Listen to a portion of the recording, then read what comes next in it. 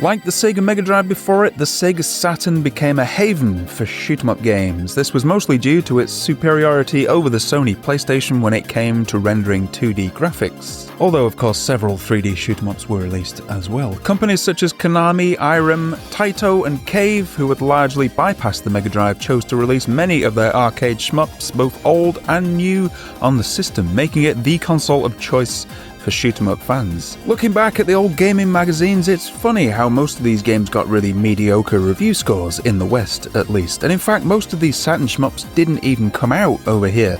Most of us were obsessed with 3D polygonal games and techno dance tunes at that time, and when we were presented with scaling and rotating sprites along with mad Japanese fusion soundtracks filled with synths and electric guitar vibrato solos, we were just like, what's this weird Japanese 16-bit crap? I want to play Wipeout 2 and Tekken 3. For example, a reviewer for Maximum magazine, while reviewing the wonderful Galactic Attack for Sega Saturn, noticed that it was being released alongside a host of top-quality titles including Virtua Fighter 2 and Sega Rally Championship.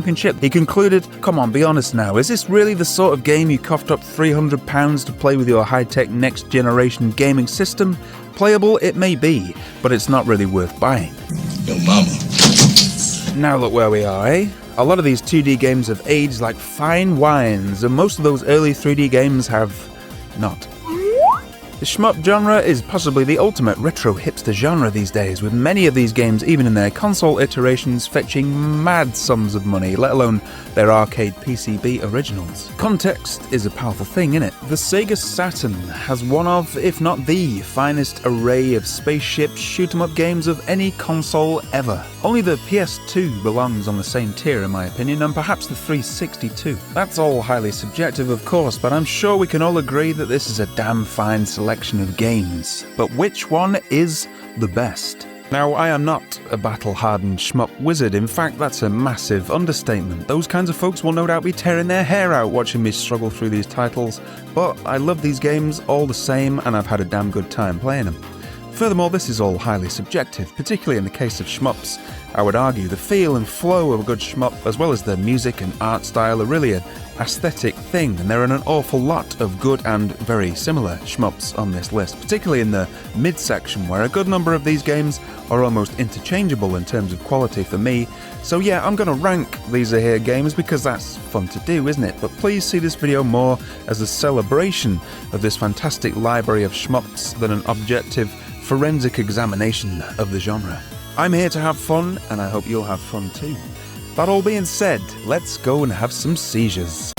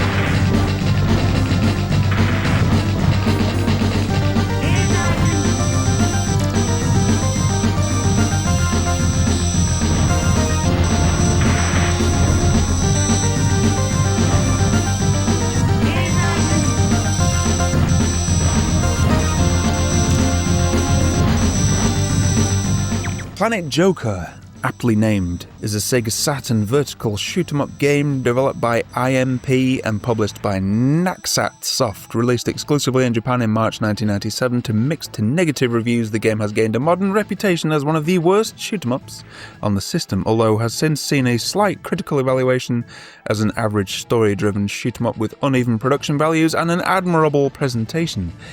Yes, it does have an admirable presentation. This is, to be fair, quite an ambitious game in the world of early 3D. Trying to pull off a polygonal shooter like this was very tough, I've no doubt. But yeah, it doesn't work very well, unfortunately, it has to be said. Yeah, nice presentation in terms of the music and the intro sequences and the story and stuff like that, but I love these hard right angles the ships make when they turn. It's very clumsy indeed, but it is quite funny and charming. I think you can see for yourselves here, really, folks. I think the dev team bit off a bit more than they could chew with this one, unfortunately.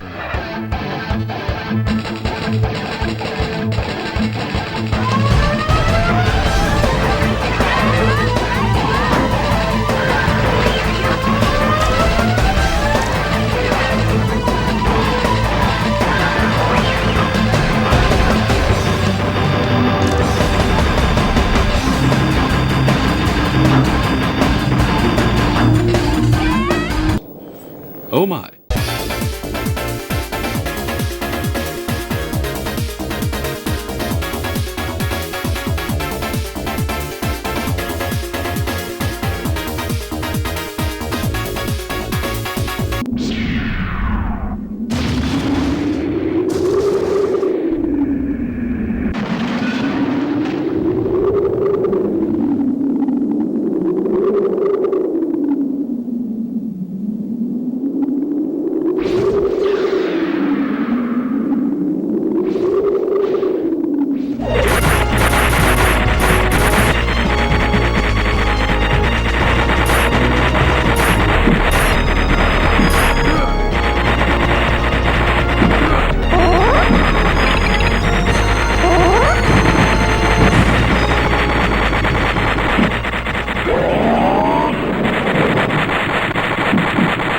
Soul Divide is a scrolling shooter developed by Saikyo and released as an arcade video game in 1997. Ports were published for the PlayStation, Saturn and later PS2, Microsoft Windows, Nintendo Switch, PlayStation 4 and Xbox One. It's quite an unusual game in that it blends numerous genres into one. It's mostly a horizontal shooter, although it has some elements of beat-em-ups and some light RPG trappings too, especially if you're playing the home ports. The game uses 3 buttons, one for shooting, one for a close-range attack, and one to change what spell is equipped. Each character has their own combo, which are executed by pressing the attack button 3 times. A direction, which direction changes with the character. It's very important to know combos too, as shooting is relatively ineffective at short range. Enemies are very similar, as some can't attack at close range, some can't attack at long range, and others have both types of attacks. I don't think a native English speaker wrote this article, but let's press on anyway. Since most enemies are bullet sponges, the concentration of melee combat and combos drastically changes the way you're supposed to play. I didn't entirely understand that, but I can say that I'm not too keen on this one, I'll be honest. I find the pre-rendered sprites ugly. I find the control frustrating and fiddly. I also find the setting and music and stuff like that kind of depressing and drab, to be honest. You are welcome to disagree. Let me quote Hardcore Gaming 101 here. Soul Divide has a pretty rotten reputation, one that's not entirely deserved. It certainly tries a lot of unique ideas, and it's quite accessible and easy to learn in spite of its clumsiness and ugliness. You need to play with an entirely different mindset from other shooters, especially concentrating on the melee attacks. At the very least, it's worth checking out for this alone. Yeah, this game, it's not for me, but it might well be for you.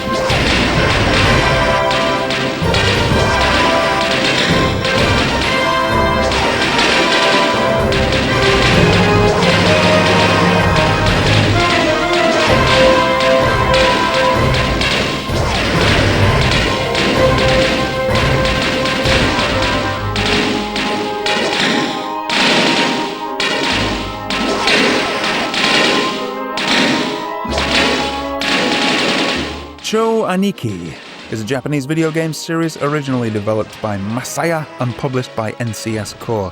The first game was released in 1992 for the PC Engine system. The game's sequels and spin-offs later appeared on the Super Famicom, PlayStation, Saturn, WonderSwan, PS2, and PlayStation Portable, mainly consisting of side-scrolling shoot-em-ups in the vein of Gradius. The Cho Aniki series is best known for its homoerotic overtones, wacky humour, and vivid, surreal imagery. Most of the games have never been released outside of Japan. No great surprise there. For various reasons, the popularity of the Cho Aniki games has endured since the series' debut.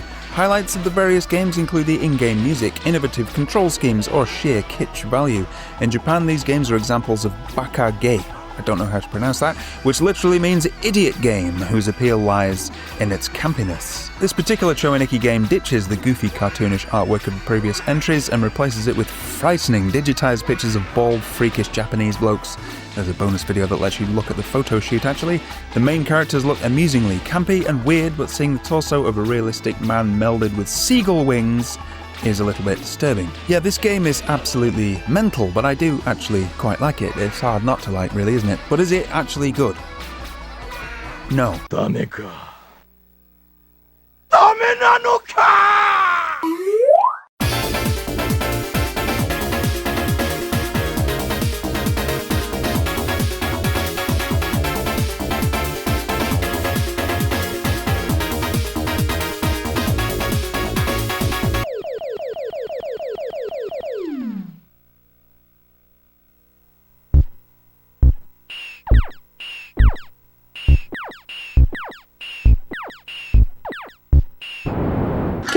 Space Invaders is a fixed shooting game released for the Sega Saturn by Taito in 1996. Released exclusively in Japan, it is a port of the 1993 arcade game Space Invaders DX. The game was later bundled with Puzzle Bobble 2X in Puzzle Bobble 2X and Space Invaders. The original game mode contains 4 variations of the original Space Invaders arcade game. The 2P battle mode is a competitive split-screen mode using new graphics. In either mode, players must destroy waves of incoming alien invaders. Enemies arrange themselves in formations and march down to the bottom of the screen by moving to the side of the screen and then downward. That was an awkward sentence. The invaders move faster as more are destroyed. In the original game, players control laser turrets. In the 2P battle, players control spaceships. I'm not going to carry on breaking down the mechanics for you. I will say that, again, this is a case of context being really important. Do I respect Space Invaders? Yes, absolutely. Was it absolutely amazing and mind-blowing for its time? Well, it came out before I was born, but I absolutely believe so, yes. Do I like Space Invaders? Do I like playing the game? Do I enjoy it? No.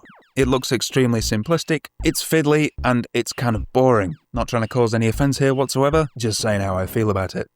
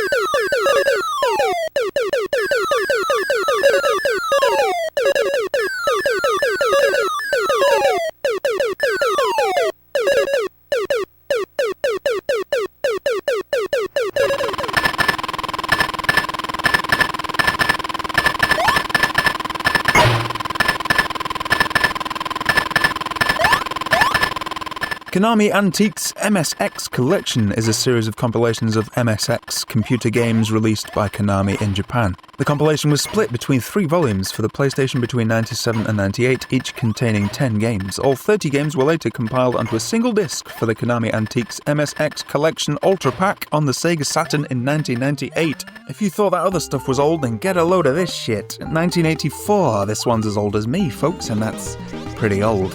Yeah, I mean, these games are very rudimentary, really, but certainly not without their charm. If you have an attachment to them, you will enjoy them thoroughly, I'm sure. The package is really nicely put together. There's lots of nice artwork. I like the menus, I like the music, and it certainly seems very comprehensive. One for the fans. Unfortunately, I have no emotional attachment to these games, and they come towards the bottom of the list.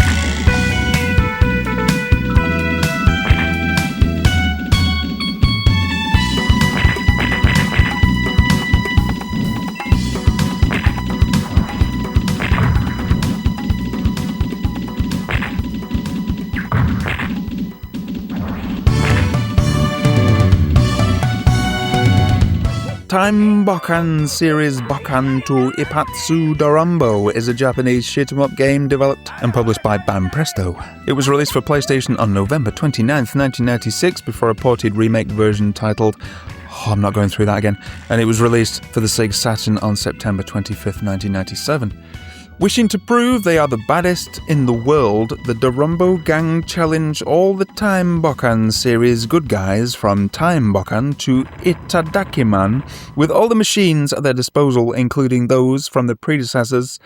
Did anyone catch that? You control the Dorumbo gang's mech by the D-pad. By pressing the circle button, you will fire a shot. You can power up your shots by taking the item Dorumbo Mark. What? You can also load a powerful skull bomb with the X button and press again to fire. It explodes when it lands on the ground in a parabolic pattern. What? But depending on the mech, there are two different types of skull bombs. A spherical type that takes a long time to land but attacks a wide area, and a bow and arrow type that lands quickly but has a narrow attack range. That's enough of that. What? This one has some really nice sprite work going on, and the screen is frequently filled with projectiles and stuff like that. The colours also pop very nicely. In my personal opinion, it just kind of goes over my head, to be honest. I find it a little bit slow and ponderous, and I can't really follow the story, needless to say. Maybe I'm being a little unfair, but it comes in the lower section of this list for me. What?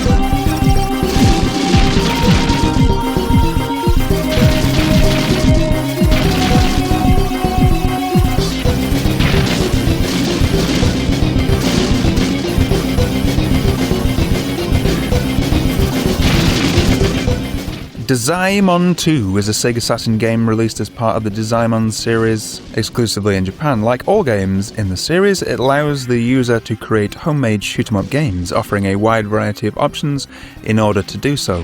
Additions in Dezaemon 2 include the ability to create dedicated horizontal shooters, as well as those which rely on 3D polygon graphics. There is an extensive library of video games made using the Dezaemon 2 engine, currently totaling over 250. These can be imported to Saturn backup memory and Saturn floppy disk drive via Dezaemon 2 Save Game Manager. Yeah, this little curiosity is actually part of a rather long-running series of create-it-yourself shooter builders released on several systems, sort of the shmup equivalent of the RPG Maker or Fighter Maker games. Obviously, you'll need to understand Japanese or be willing to undergo lots of trial and error at least to get the most out of the tools it gives you, as well as an enormous load of memory card space to save your creations, so the probable audience for the title outside of Japan is automatically somewhat limited. The other possible draw for shmuppers here is that the disc includes a handful of sample games that you can play from the get-go. It's a difficult one to review because I obviously can't really be fair on this one. I can't even experience 3/4 of what it has to offer, but I did play some of the pre-assembled games, or whatever the word is, and I found it to be solid enough, but kind of boring. It had some nice scaling effects, rather pedestrian art style, and I found it overall a bit dull and kind of grim. I'm sure there are lots of Japanese fans out there who could correct me on this one, but I can only do what I can do as an English speaker. What I did play of it, I wasn't massively keen on.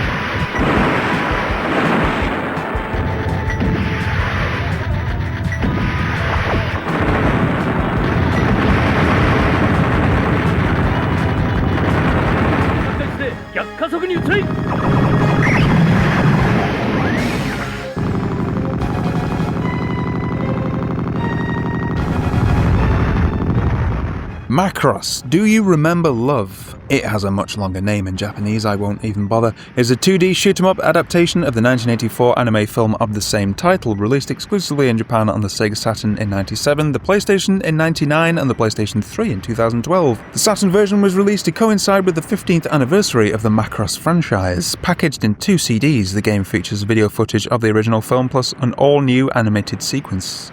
I remember love. Do you? Princess Amidala in Episode 1.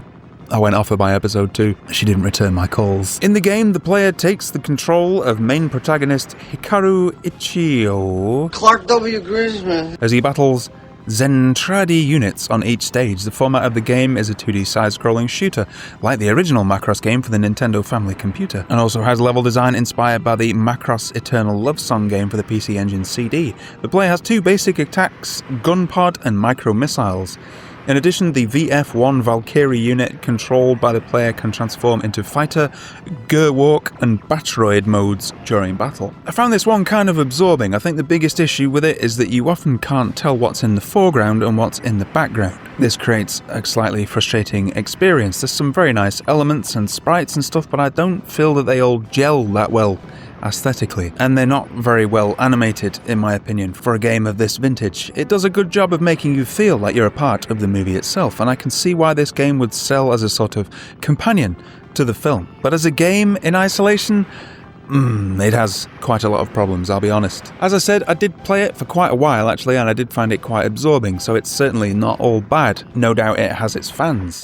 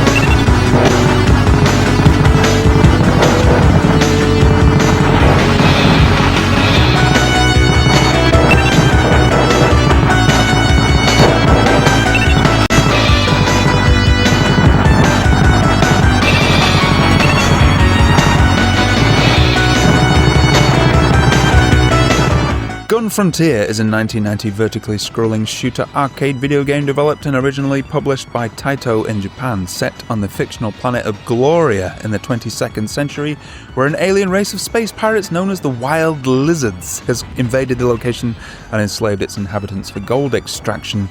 Players assume the role of settlers who were part of the planet's colonization team, taking control of revolver-shaped fighter aircraft in an attempt to overthrow the invaders and free their surviving civilization from slavery. That's quite detailed, isn't it? Conceived by Takatsuna Semba during his time working at Taito, which served as his first original work under the role of both designer and producer, Gun Frontier became one of several projects created to promote the then newly released Taito F2 system hardware, and had a turbulent development cycle undergoing various changes before its eventual launch to market. It came out on Sega Saturn on 25th of September 1997 as part of their Arcade Gear series of re-releases for the console. Gun Frontier has been met with mixed critical reception from video games magazines and dedicated outlets since its initial launch in arcades and later on the Saturn. Despite garnering mixed response from the audience, Semba and some of the members on the development team would go on to create a horizontally scrolling shooter for Taito after its release, Metal Black, which is absolutely amazing. You'll hear about that one later on. That game was in fact produced under the internal working title Project Gun Frontier 2, although its connection to the original entry is very loose. This is an older title, obviously, and it has that die once and start the whole goddamn level again vibe that I really struggle with personally. It relies on a lot of memorization, and I don't like learning stuff unless I'm extremely well motivated to do so. Just ask my old university lecturers. In fact, I didn't even turn up for my lectures most of the time. I was too busy playing Knights of the Old Republic 2 at home. But hey, is it any good?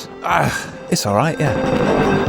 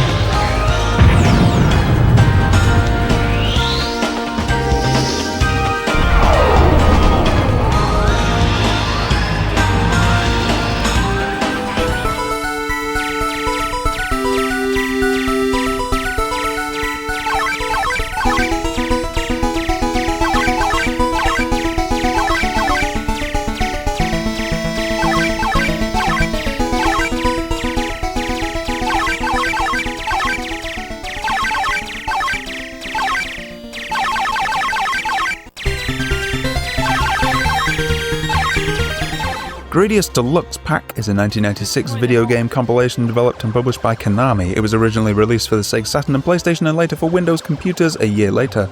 It includes the first two games in the legendary Gradius series of shoot-em-ups, Gradius from 1985 and Gradius 2 from 1988, alongside extras such as CG movies and minor changes to the included titles. The game's, of course, a side-scrolling shooter set on the fictional planet Gradius, which is being attacked by the Bacterians. These games are classics, of course, groundbreaking for their day. Still have a very nice art style and weirdly cheerful music.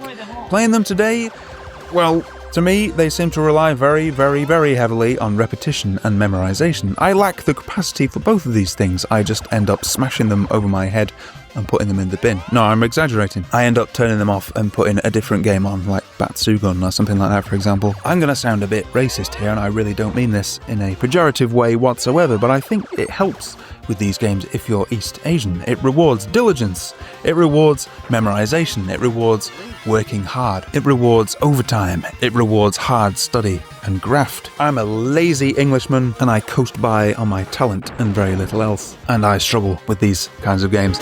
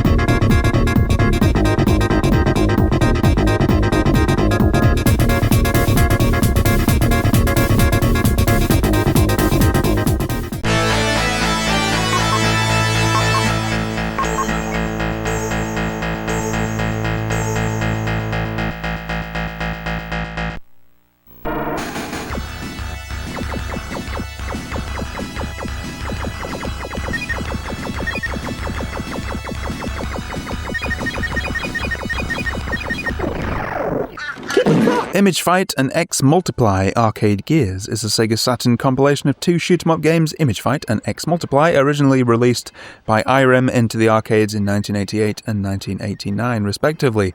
It was released as part of the Zing Entertainment's Arcade Gears range exclusively in Japan. Image Fight. This game is a vertically scrolling shoot-em-up where the player pilots a futuristic fighter craft fending off an alien invasion.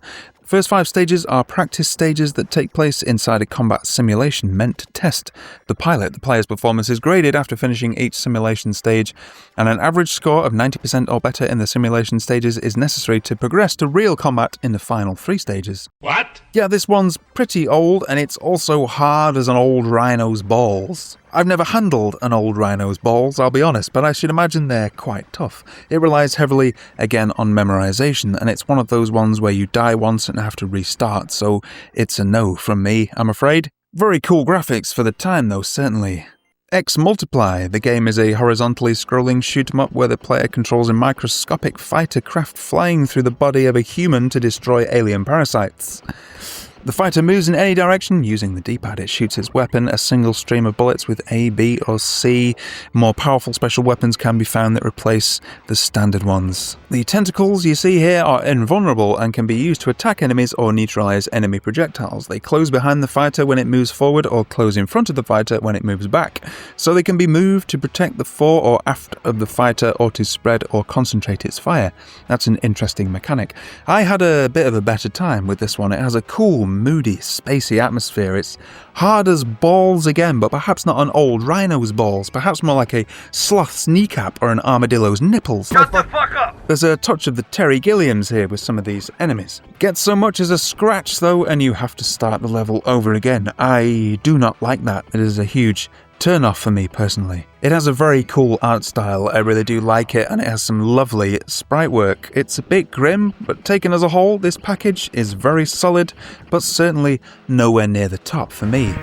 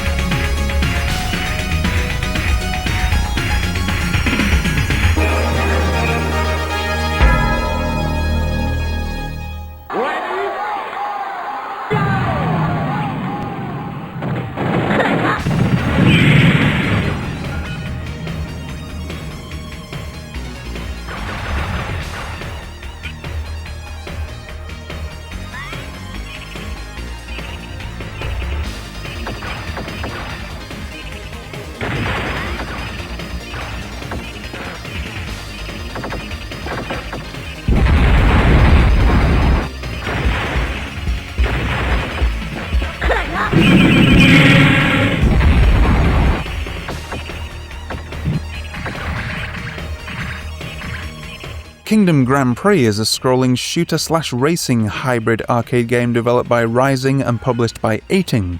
It was later ported to the Saturn. It's the second entry in the series, but the first to be a shooter-slash-racing hybrid. The game consists of a vertically scrolling field where the player races against 7 contestants while shooting enemies and avoiding enemy bullets. Tapping the fire button fires the player's weapons. Holding it down gives the player a speed boost. In addition to these speed boosts, overall speed will increase or decrease depending on screen position.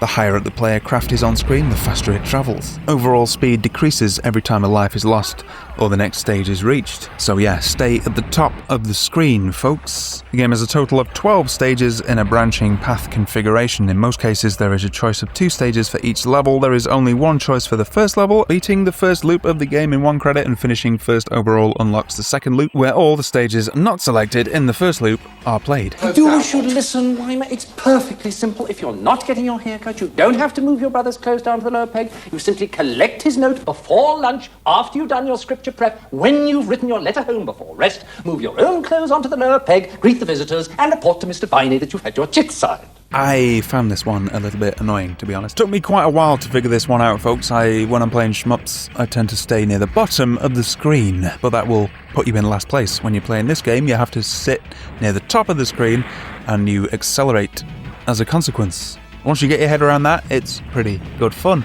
And obviously a unique concept. Art style, very bright and colourful, not one that I'm particularly fond of. Yeah, it's pretty good.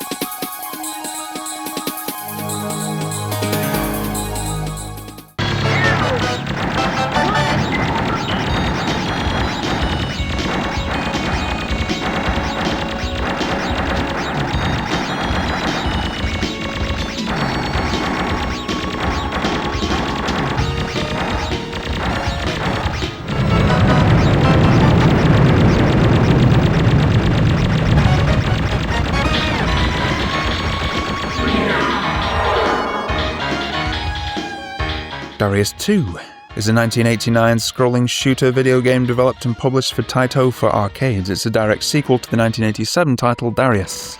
It was later released as Segaya in Japan in 1991. The game is set in the inner half of the solar system and has the same branching level structure as Darius. Similar to the first Darius game, Darius 2 was programmed for multiple screens. While a 3-screen version like the original exists, Darius 2 is more commonly and generally represented as a 2-screen game. The red, green, blue power-ups from the first game return also and have the same function respectively. They provide upgrades to the missile main weapon, the bomb sub-weapon, and a shield to absorb damage. 2 new power-ups were added, a yellow power-up that adds a new laser main weapon which functions somewhat similarly to the bombs, and a rainbow power-up that grants 1 upgrade to all the player's weapons. This game has a truly hypnotic vibe. It was supposed to be displayed on 3 horizontally oriented monitors, and obviously they can't translate this to a simple 4x3 console game, so they've letterboxed it as a compromise. I like the style, but it's hard. It's very, very hard.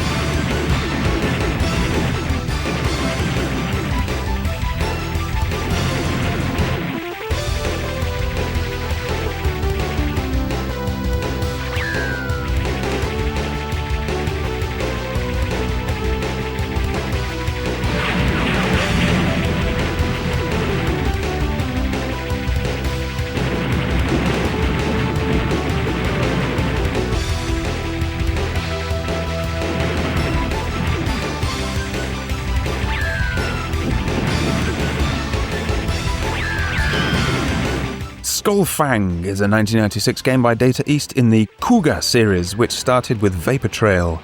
It was ported to the Sega Saturn in 1997 exclusively in Japan. Players choose from one of 4 jets set among the flying aircraft carrier Skull Fang, as well as a pilot to fly the jet and attack the enemy's squadrons and battalions worldwide. That didn't quite make sense, did it? In an article on the Saturn port, Sega Saturn magazine called Skull Fang a classic example of overhyped nonsense. Oh dear.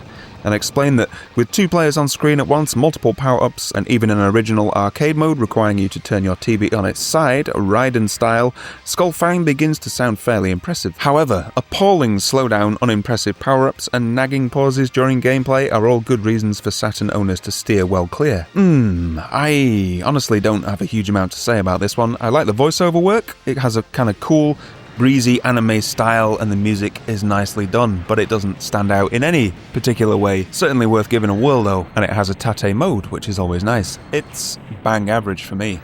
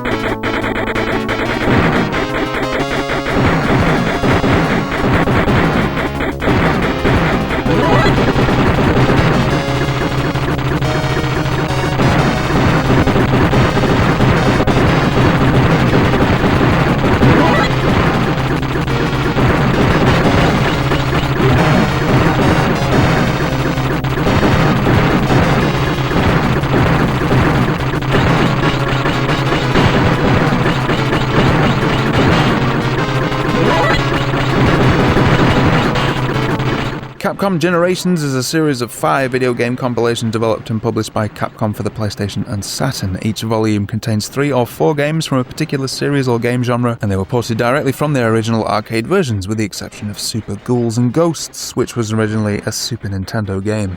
Each disc also contains a collection mode featuring history, tips, artwork, character profiles, arranged music, which can be enabled on the games themselves as well, and other unlockable contents for each game. Yeah, it's a nice collection, but how are the games themselves? Well, Generation 1 contains 1942 from 1984, 1943 from 1987, 1943, Kai, Midway Kaisen from 1987, 1942 from 1928. What? The first game, I couldn't get on with it at all, I'll be honest. It's really, really old. It's the same age as me, oh dear. I enjoyed 1943 vastly more. I did have a good time with it actually. This game has a lot of hardcore followers, and I can absolutely see why. I prefer a fantastical rather than the more realistic one here, but I won't hold that against this game. It's a damn good time. Capcom Generation 3 features 4 of Capcom's first 5 titles. Vulgus, 1984, Sun 1984, Pirate Ship Higemaru, 1984, Savage Bees. I don't know why they were this angry, but they were ready to attack you and kill you. 1985, that sounds terrifying. Vulgus and Exed Eyes.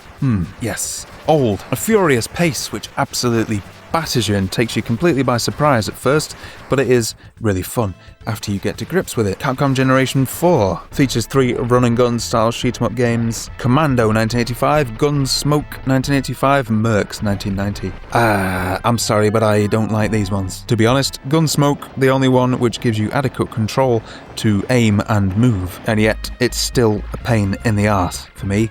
It sends you back to the start of the level. Every time you have to be absolutely perfect. You have to repeat. You have to memorize.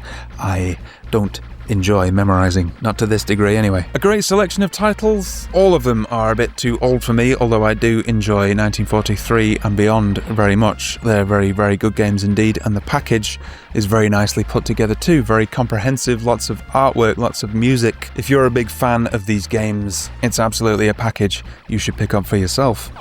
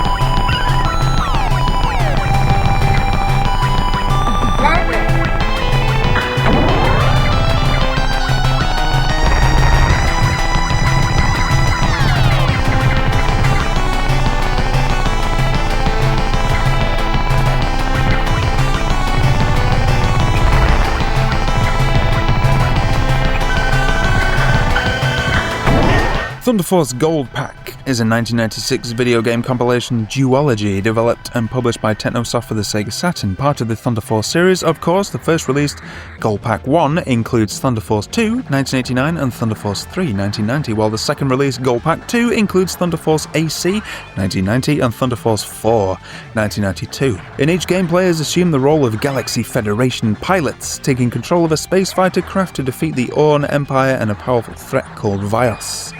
Both compilations were released to gauge interest for the then upcoming Thunderforce V.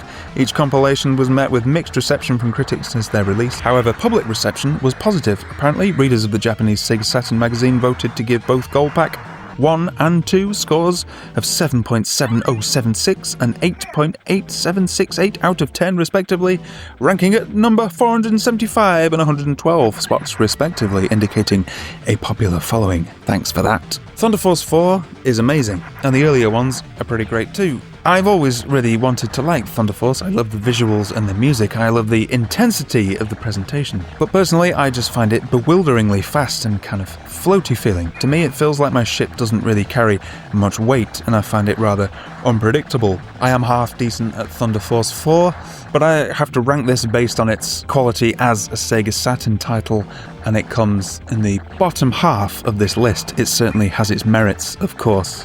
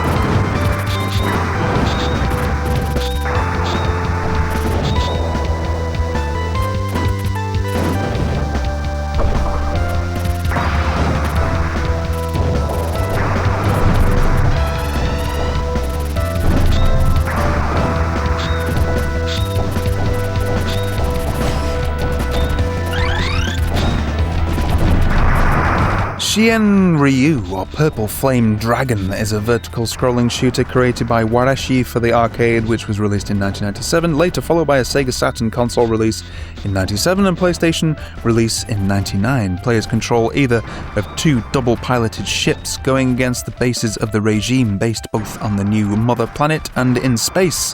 What? What? Survival.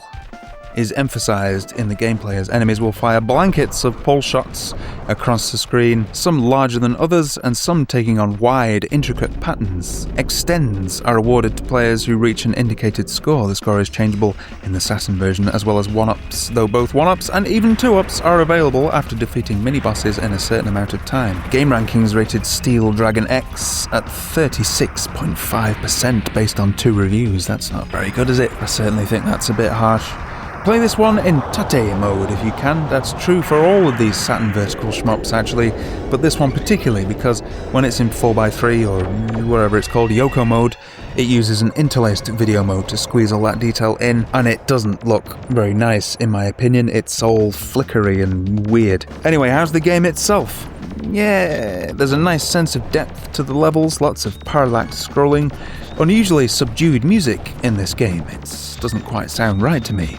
I don't think it's up to that much, really. It certainly isn't bad by any means, but nothing stands out to me here at all either. Rather unremarkable, to be honest.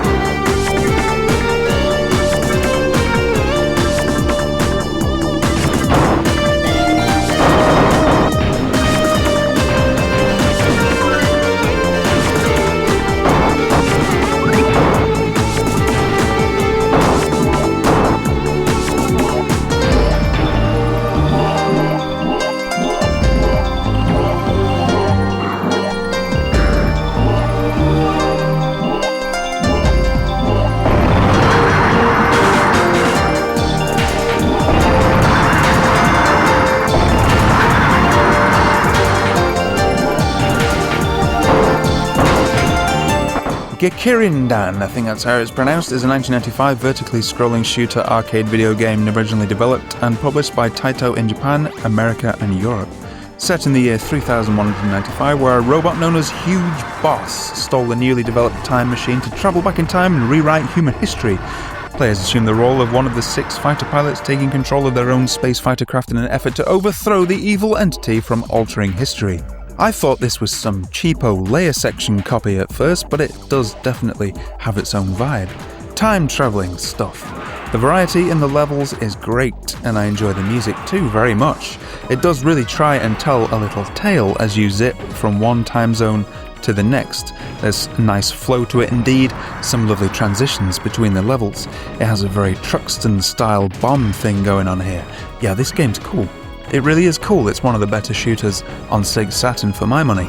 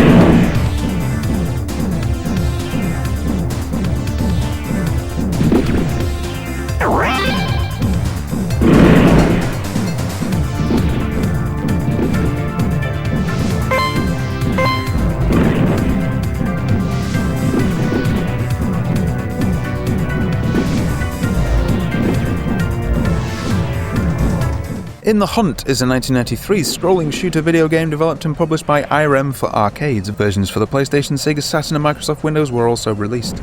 The player assumes control of the Granvia, a submarine tasked with overthrowing the Dark Aniki Society before they activate their doomsday device. Gameplay involves shooting enemies, collecting power-up items and avoiding collisions with projectiles. It runs on the IREM M92 hardware in its arcade iteration. The game was conceived by Kazuma Kujo and designed by the same group of people that later went on to found Nazca Corporation, the creators of the Metal Slug series.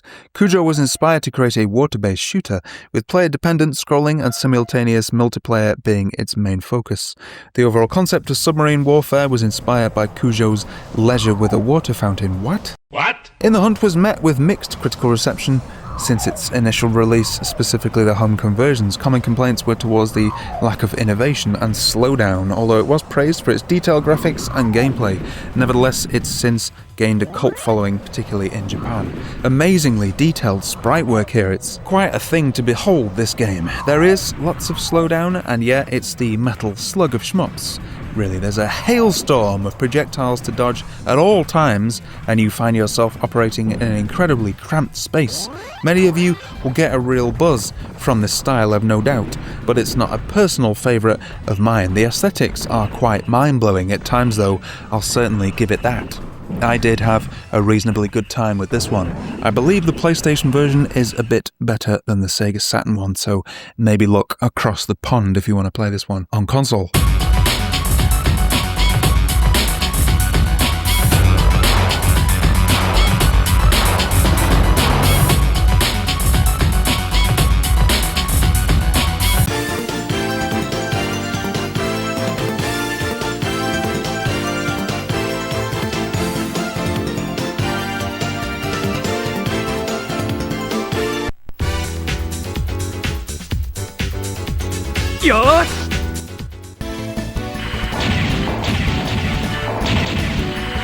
Welcome.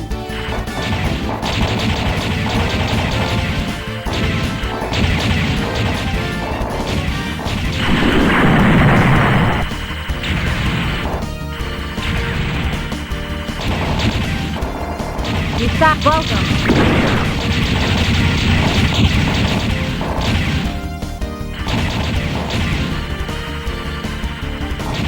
Laser, welcome.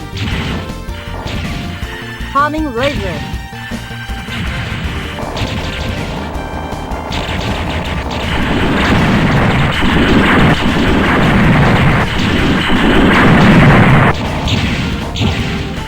Welcome.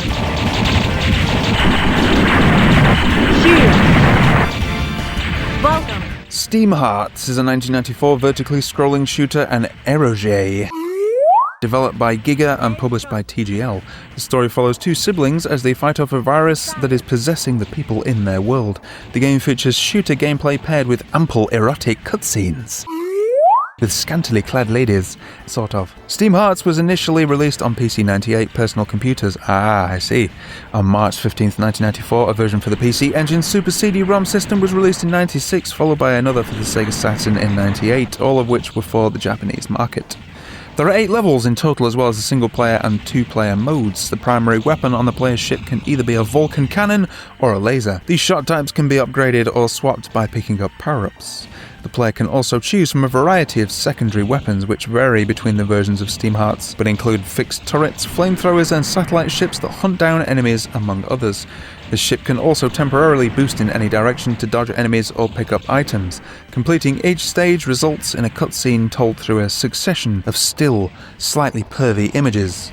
Critics generally found the gameplay to be average, with the erotic content being the sole distinguishing feature. Yes. Yeah, there are certainly a lot of boobs and pointy noses here, folks, and also a great deal of chit-chat. Yeah, a bit too much chin-wagging here, particularly when it's all in Japanese. Come on, folks, I'm trying to squeeze a capture in before I go to work. Hurry up, please! Yeah, there is a great deal of waffle here, but wow, there is also a great deal on the screen, too. So much so that I often can't really tell what the hell's going on, to be honest, but it's good fun anyway, so who cares? Some cool tunes, pumping beats, lots of boobs and pointy noses. It's a good time, folks.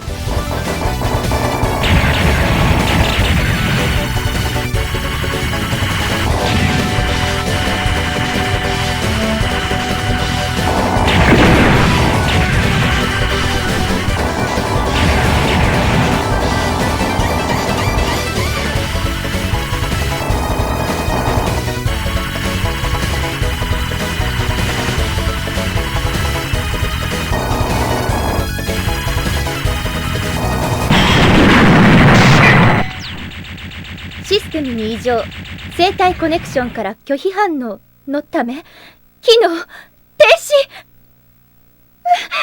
動かない。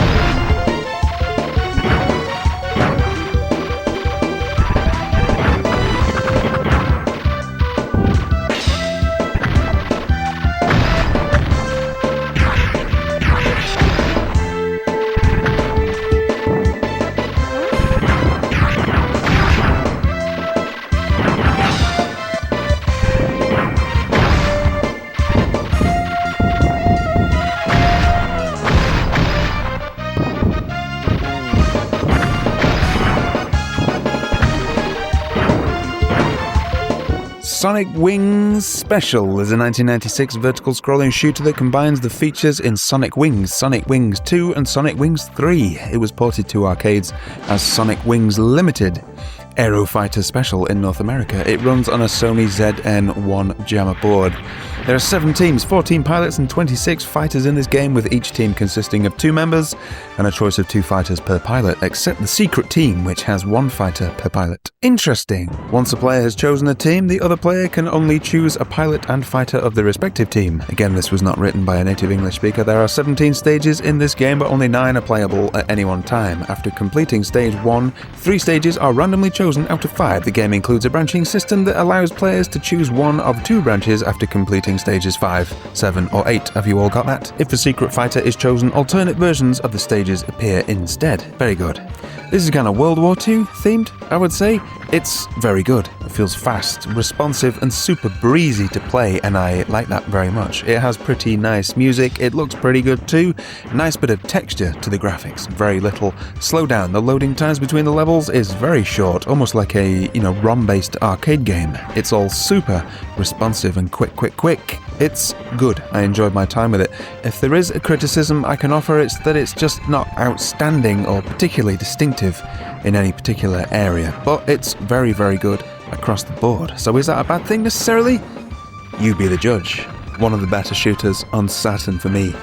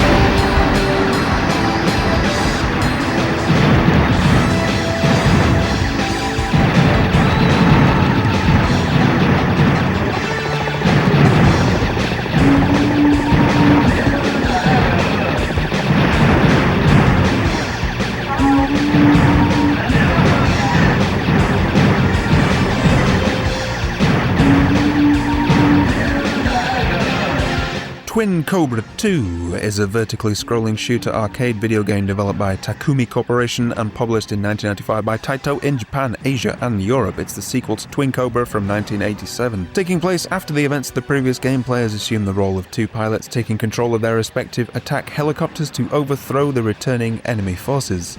Twin Cobra 2 was originally under development by Tauplan, but the studio closed down in 1994. Taito allowed Tauplan offshoot Takumi Corporation to finish work on the project as their first release. Initially launched for arcades, the game later received a conversion for the Sega Saturn by Naxat Soft and published exclusively in Japan on 18th December 1997 under the name Kyoku Kuha, featuring changes and additions compared with the original version. Twin Cobra 2 has met with mixed critical reception from critics and reviewers alike since its release on the Saturn as an import title. Twin Cobra 2 is a military-themed vertically scrolling shoot-'em-up game that plays similarly to the previous Twin Cobra, where players take control of their respective attack helicopter through 6 levels in order to defeat the returning enemy. Players control their craft, whizzing over a constantly scrolling background, and the scenery never stops moving until a helipad is reached. Players have only 2 weapons at their disposal: the main gun that travels a maximum distance of the screen's height and 3 bombs capable of obliterating any enemy caught within its blast radius.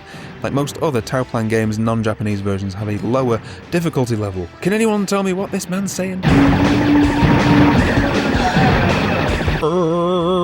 Yeah, there's some good old-fashioned Japlish cock rock going on in this game, and I love it, I really do.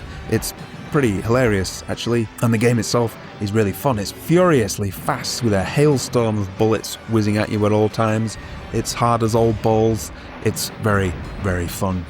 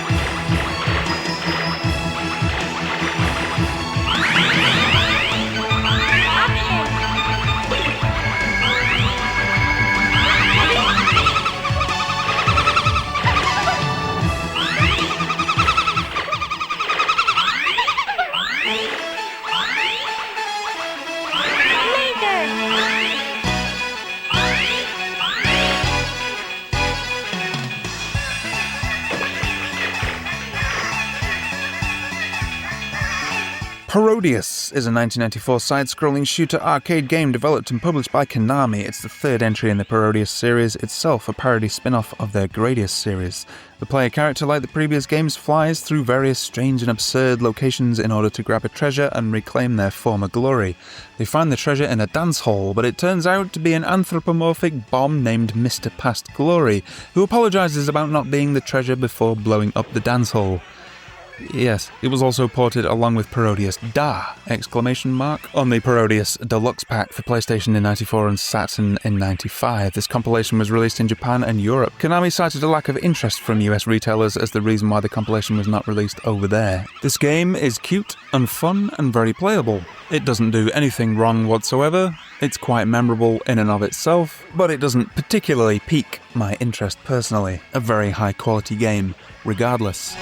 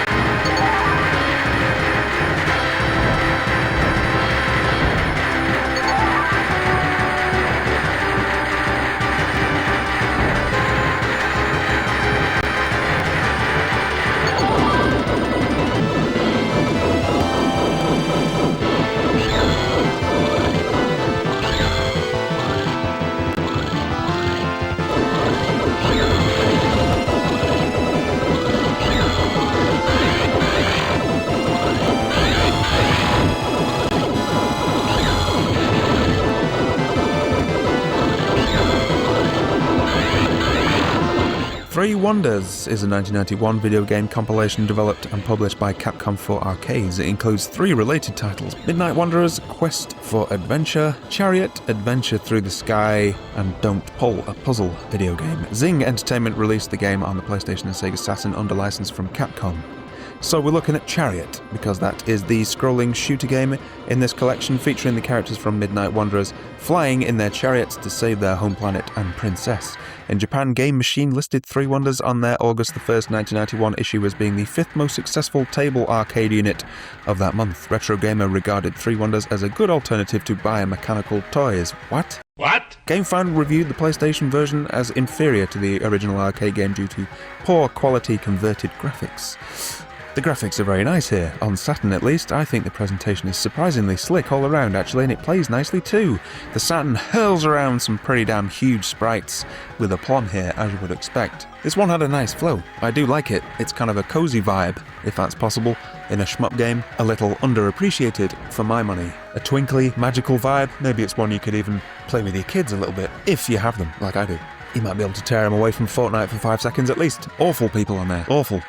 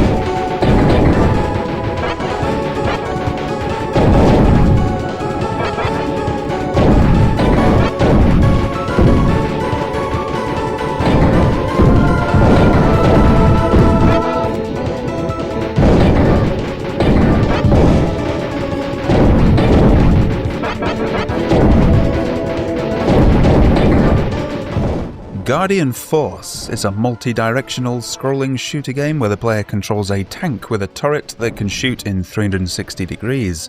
Nintendo Life criticised the Nintendo Switch port for not being fully in English. Well, it's all Dutch to me. What? Guardian Force discards the genre conventions of single-seat spaceships or magical girls. What? As protagonists, and puts the player in control of a hyper-powered tank. It's reminiscent of Wolf Team's Granada, or perhaps the tank segments of the original Ikari Warriors arcade game. The tank comes equipped with a 3-weapon system. The major 2 are an upgradable main turret and a basic cannon mounted to the tank's chassis. The chassis cannon always fires in the direction the screen rolls in, regardless of the rotation of the turret or the direction of the tank. Probably best that you just watch, really. It's quite hard to explain. The familiar Smart Bomb functionality from most shmups has been changed to a super powerful blast of energy from the main cannon. The exact behaviour of the bomb depends on the weapon equipped. Some amazing hardware sprite rotation here, the Saturn showing off its 2D prowess with aplomb. But the music. The music. Well, it's a little bit primitive sounding, but I do really like the Stage 1 track. Kind of faintly melancholy actually, with a lovely little melodic line and stuff, and I'm thinking, okay, this is nice. Kind of old school, but I like it. And then Stage 2 happens, and you get this really weird, droning, out-of-tune church bell kind of vibe, and it's kind of baffling, actually.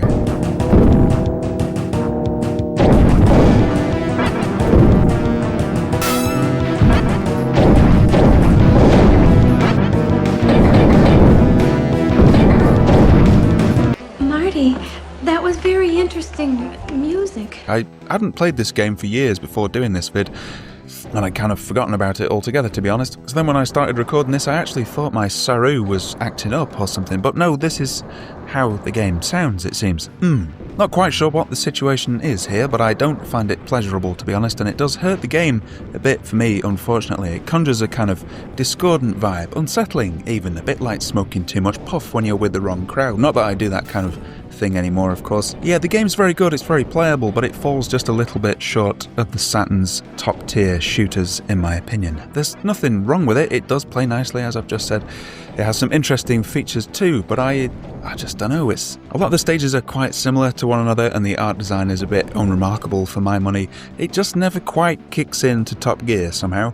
It certainly is pretty fun and unique, and anyone looking for something a little bit different on their Sega Saturn should absolutely give this one a try.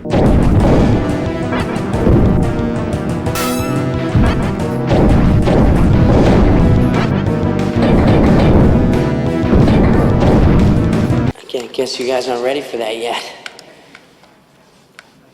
But your kids are gonna love it.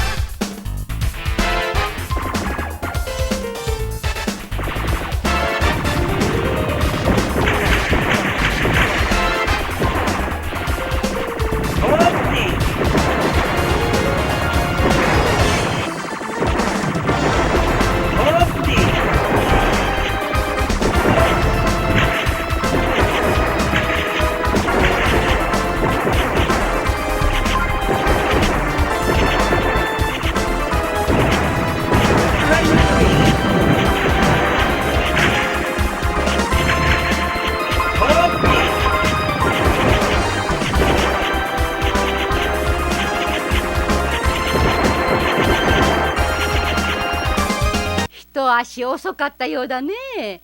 伝説の魔境は私たちトランプがいただくよ。いただくぜ。いただきまする。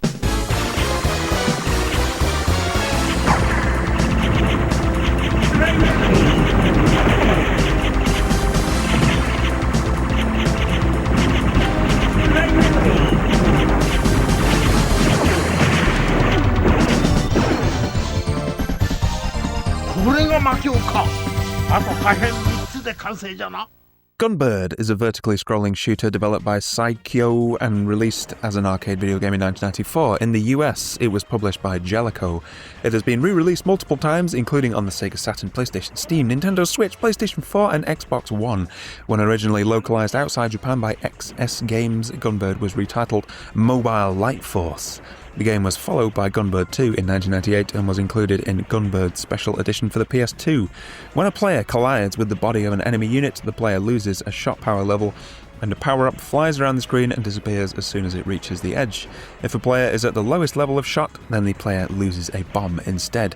There are 7 stages in each of the game's 2 loops. The first 3 stages are randomly chosen from a possible 4.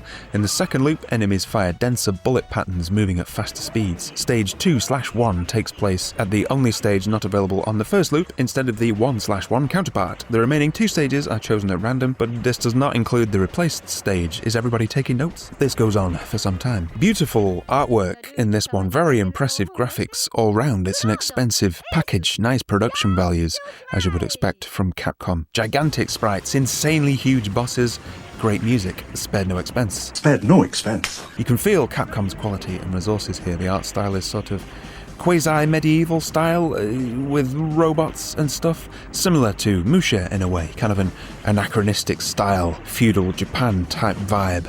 Yeah, it's great fun. What more can I say?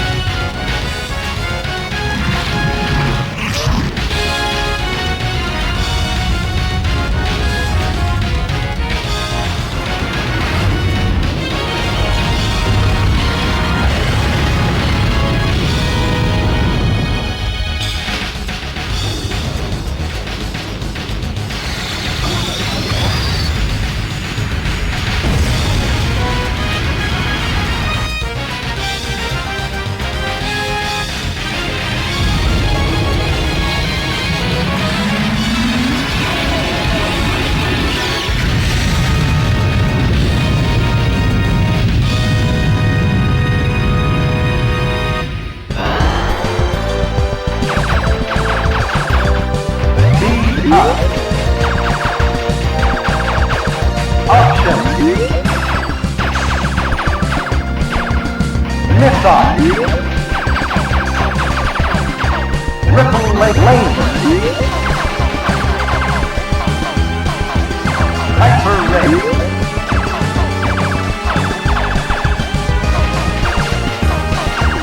Option D.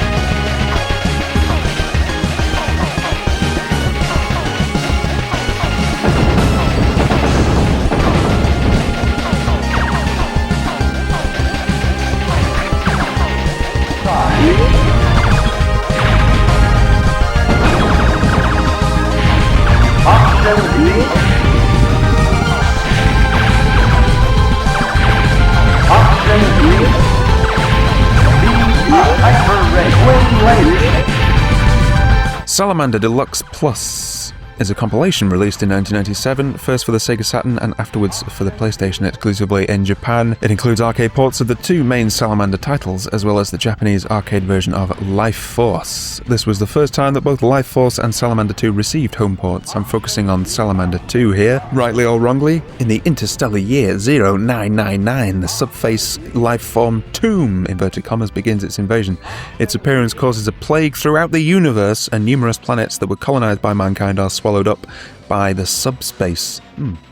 The people who managed to escape launch a counterattack. Needed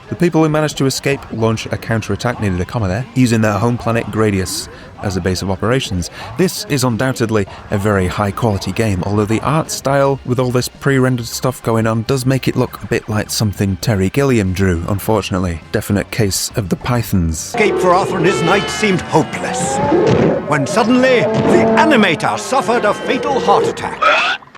It's really good fun. Personally, I kind of prefer these vertical sections for no particular reason other than I like the way they feel. It's not my favourite theme and artwork here. I'm not that keen on the biological kind of vibe because I find it all a bit gross. But that's entirely personal preference. This is an excellent shmup by any metric, and thus it belongs in the higher echelons of this list. Option D.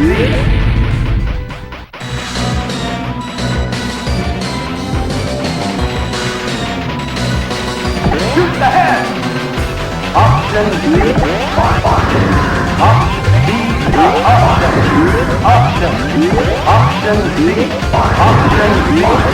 Option missile.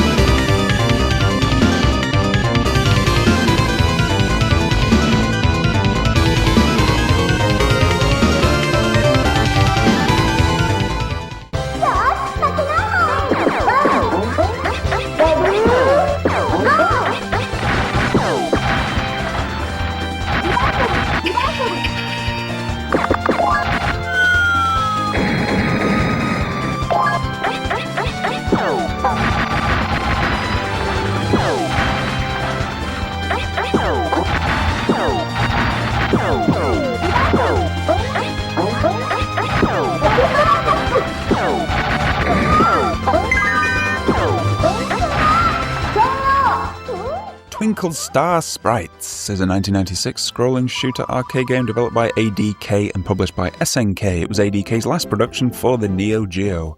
Two players are each in separate side-by-side vertically scrolling levels. Combinations of shots and timed power-ups damage the other player. These attacks also serve as counters to the opponent's attack. All Games' Kyle Knight praised the audio-visual presentation and frantic gameplay, stating that Twinkle Star Sprites is a refreshingly innovative title that manages to pull its seemingly incompatible elements together brilliantly. However, Knight criticised the amount of slowdown when too many objects are present on screen.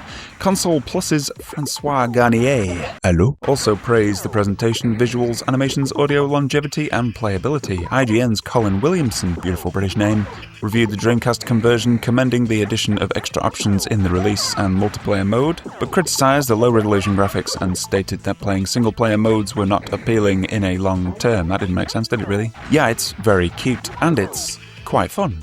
I prefer playing shmups cooperatively. Personally, that's just my preference, but this one has a sort of bust-a-move, Puyo Puyo vibe to it, and if that's your jam, then you'll very much enjoy this one, I'm sure. Honestly, I don't have a great deal to say about this, folks, I'm afraid.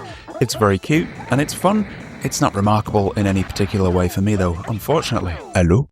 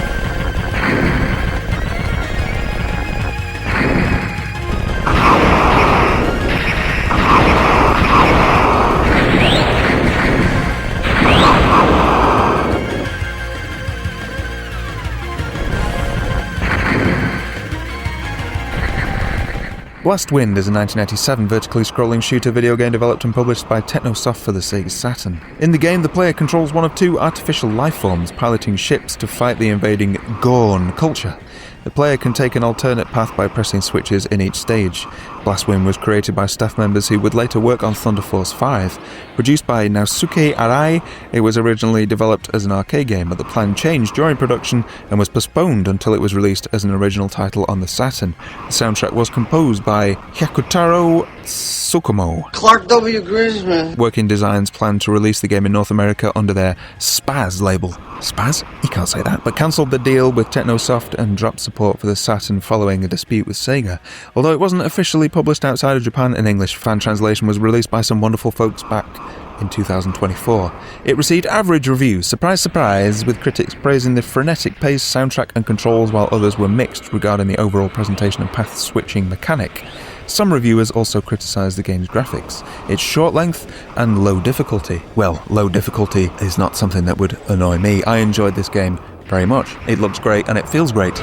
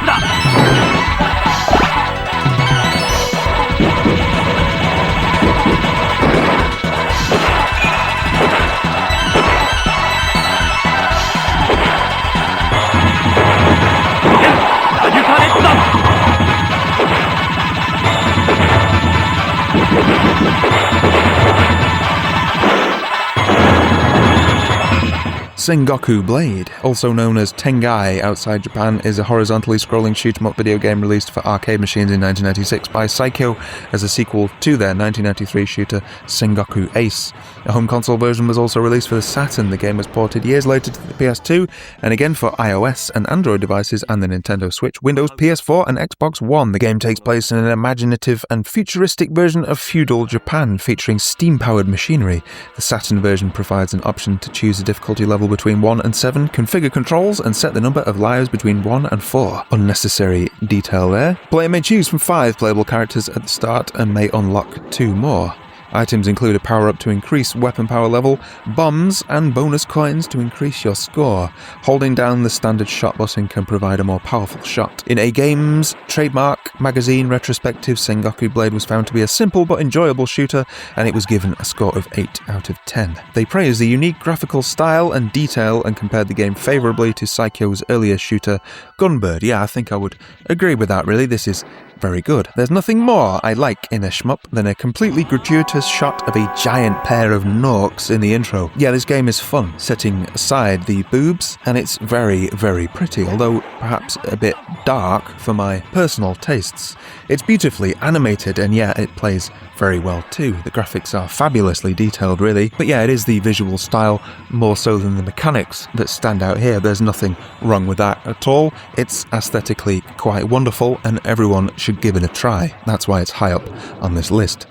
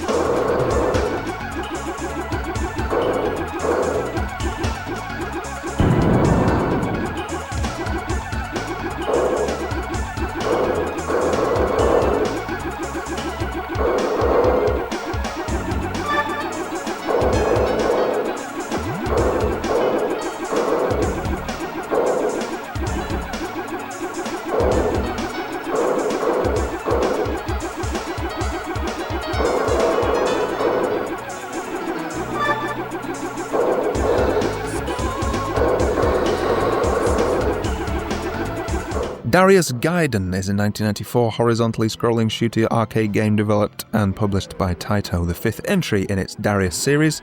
Players control a starship named the Silver Hawk in its mission to destroy the Belsar Empire before it wipes out the population of planet Darius. Gaiden adds several new features to the core concepts of its predecessors, including screen-clearing black hole bombs and the ability to capture mid-level bosses. The game has been ported to several consoles, including the Saturn and PlayStation. I used to actually own a copy of this. I got it quite cheap, actually, from the same shop in Manchester where I found a copy of Panzer Dragoon Saga for £100. What a steal that was, even at the time. Can you imagine paying that now? Look at the prices on eBay. Needless to say, I preferred Panzer Dragoon Saga, to be honest, but if you're a fan of fish, then you'll definitely be better served by this one here. No, it's very good, I'm joking.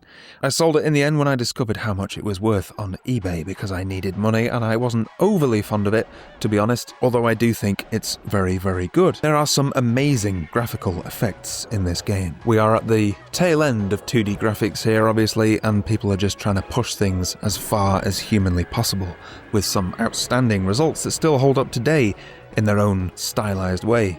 There's all sorts of pixel distortion and scaling type effects throughout the game. It has a pretty fantastic soundtrack, you have to admit, and it has highly imaginative and atmospheric levels. It's a pretty tricky game, no doubt about that. Many people would rank this a bit higher than I do. I think it's an excellent game, don't get me wrong, but it's not in the very top echelon of this list for me. Still an excellent shmup, though.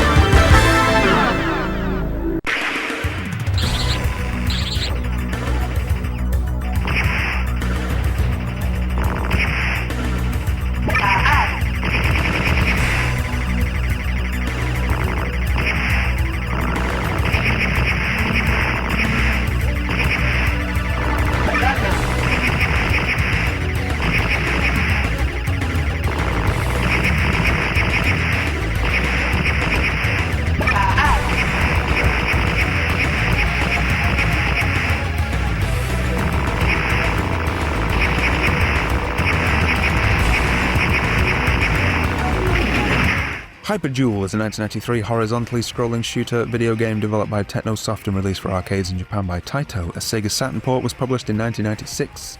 The player controls one of 3 characters piloting transformable fighters called Buster Gears, whose mission is to recover or destroy a prototype unit stolen by terrorist forces. Those goddamn terrorists again.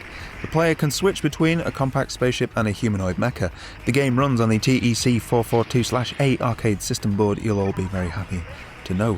Hyper Duel on the Saturn received average reviews. Surprise, surprise, with critics finding the gameplay simple but satisfying and the strategic element of switching between the craft's 2 modes well implemented. Some considered the updated Saturn variant to be the highlight, but found the difficulty level to be high for novices, while criticism was directed towards the audio balance and short levels. Retrospective commentary in the years following its release have hailed it as one of the best titles for the Saturn, and it has become an expensive collector's item. Some serious slap bass going on here, folks. Feel this. I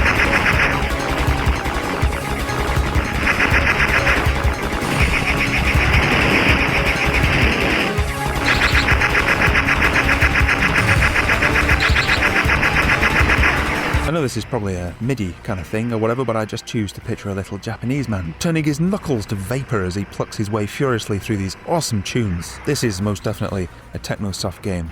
I haven't learned the mechanics by any stretch, but I think it's really, really good, actually. It has a super high intensity and speed a la Thunderforce 4 on the Mega Drive, with even more impressive graphics for my money. It's fast, it's furious, it's slick, it's an excellent shooter for your Sega Saturn.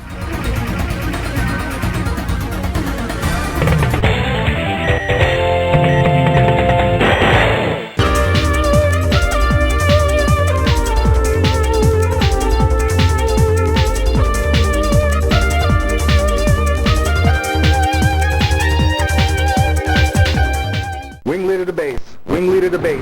Commencing operation. 3, 2, 1, go. First stop. Enemy outpost. Let's see what you got.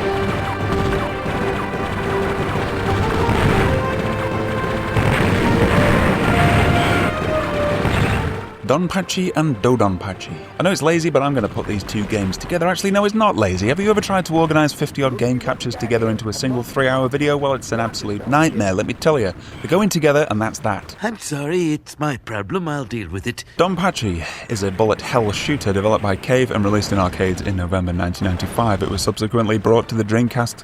What? Sega Saturn in the following year. It is the first in the Donpachi series and was not released outside of Japan. Unfortunately, the name roughly translates to Leader Bee. Got to think about bees, haven't they, these folks? Donpachi is often credited for popularising the bullet hell shoot-'em-up subgenre, which has the player constantly focusing on enemy and bullet patterns, attempting not to be killed. As the enemies in Donpachi often fire huge amounts of bullets in all sorts of directions, it requires a lot of memorisation and skill in order to complete. Donpachi was followed by Dodonpachi, which saw a Sega Saturn release in '97. Yeah, it's a port of the arcade game, of course, and unlike most other arcade ports on the Saturn, this one is a bit compromised, unfortunately, particularly the loading times. It also has a bit of slowdown, as does the original arcade game, to be fair, and the explosions are a bit pixelated and scrappy looking in comparison. It is very good fun though, and it's still a good port, don't get me wrong. I don't really like bullet hell shooters particularly, at least not the ones that came out in the 2000s, but this one is kind of on the cusp of old school shooter and bullet hell, and it strikes a nice balance for me. The music is cool, it has a fantastic use of colour, as does the second game. It gives you a couple of stages to get into it before completely obliterating you, which I appreciate very much, being rather shite at shmups. I love the big, chunky anime ship designs in this one. It's fast, it's furious, and it's a very, very good time. Dodonpachi, Angry Leader Bee, is the second entry in the Donpachi series of shoot-'em-ups developed and released by Cave. It expanded upon the chaining system innovated in the first game in the series and introduced a variation system that allowed you to pick two different styles of 3 ships, shot and laser types, giving the player a slightly higher degree of playstyle customization. This game in particular is considered by most STG enthusiasts to be the grandfather of the bullet hell subgenre of shooting games, pushing bullet counts into the hundreds, especially if the player is able to reach the second loop. Dodonpachi is also the first game in the series to introduce Hibachi, the true last boss, who would return in all future Donpachi games as a challenge for particularly skilled players. That is not me. Ooh, this game is hard and incredibly intense. Yeah, this is an extremely important game in the bullet hell lineage. As I said about 10 seconds ago, I'm not really that keen on bullet hell shooters. I prefer slightly more old school ones. I know it's weird, but I slightly favour the original Donpachi, if only because I don't like these great big giant stars on the screen. I don't like them in later bullet hell things either. It's just an aesthetic thing, of course, but they give the games an overly abstract appearance for me. Cave carried on down that path as the years went on. I prefer a slightly more realistic, if you will, visual design. A lot of people love it. I know, different strokes for different folks. It's absolutely fine. Anyway, you inevitably need to learn and follow predefined routes throughout the stages to get genuinely high scores, or even just to survive, really, in this game. I don't have the patience to hammer this one, learning all the nuances and memorising the patterns and whatnot, and consequently, it's not one of the very top shmups for me. If you enjoy that kind of thing, then I'm sure it will be higher up on your list. My bread just isn't buttered that way, I'm afraid. This one has weirdly pixelated and scrappy looking explosions again on Saturn, but other than that, it's very faithful to the original arcade version. The PS1 version also has its own issues, and it's kind of a toss-up as to which version is better. Rest assured, the Sega Saturn version of Dodonpachi is a good way to play this game if you're into it. But listen, I sound like I'm being a bit critical here, but this is an incredibly fun and furiously fast shmup. It's not right at the top of the list for me, but it's certainly getting up there. Play it in Tate mode if you can, because it's beautiful.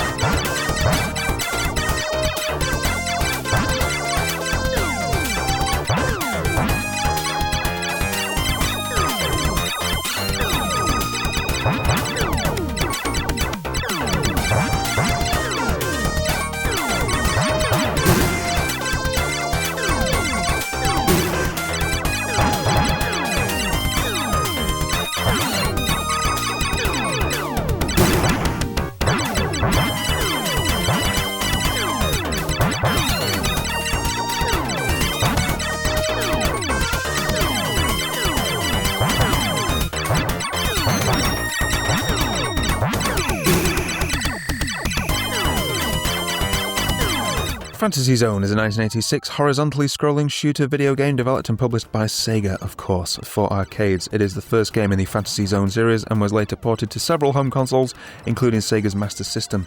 The player controls a sentient spaceship named Opa Opa, who fights an enemy invasion in the titular group of planets. Titular. The game contains a number of features atypical of the traditional scrolling shooter. The main character, Opa Opa, is sometimes referred to as Sega's first mascot character. Yeah, he's a cool little dude, isn't he? The game's design and main characters have similarities to Konami's Twinbee, and both games are credited with establishing the Q-T-M-Up subgenre. Fantasy Zone also popularized the concept of a boss rush, a stage where the player faces multiple previous bosses again in succession. The game was followed by several sequels, beginning with Fantasy Zone 2, The Tears of Opa Opa in 1987. Fantasy Zone was very, very successful in Japanese arcades, helping to give rise to the popular System 16 arcade board. In April 1986, it was the second top-grossing table arcade cabinet of the month in Japan. It was the top-grossing arcade game in Japan from July to August 1986. This game is fun. It has an incredibly likeable style. It's adorable, in fact, cheerful, irresistible, and it's still a great deal of fun to play. Simplistic, yes. Challenging, yes. Aesthetically brilliant, yes. It's a real vibe, this game. It's a very old one, and I know I've ranked a lot of these older games towards the bottom end of my list, but this one remains so playable to this day, and it looks really good. Also, yes, I'm a big Sega fan, perhaps I'm a little bit biased in that department, but for me, this is still one of the best shooters on Sega Saturn.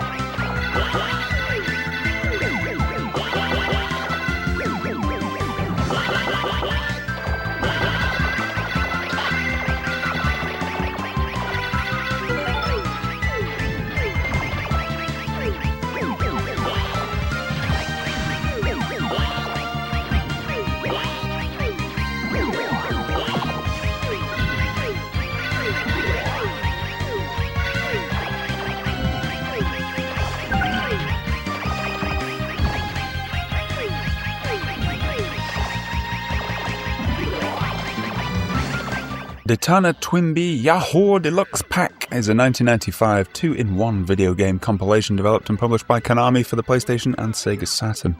Part of the Twinbee series, it includes the original arcade versions of both Daytona Twinbee and Twinbee Yahoo. In both games, players assume the role of Light and Pastel, taking control of Twinbee and Winbee to defeat invading forces of the alien Eva and Archduke Nonsense to save planet Meru and the Land of Wonders Island after receiving an SOS message sent by Princess Melora and Queen Melody. The developers were all maimed on drugs at the time, I'm told.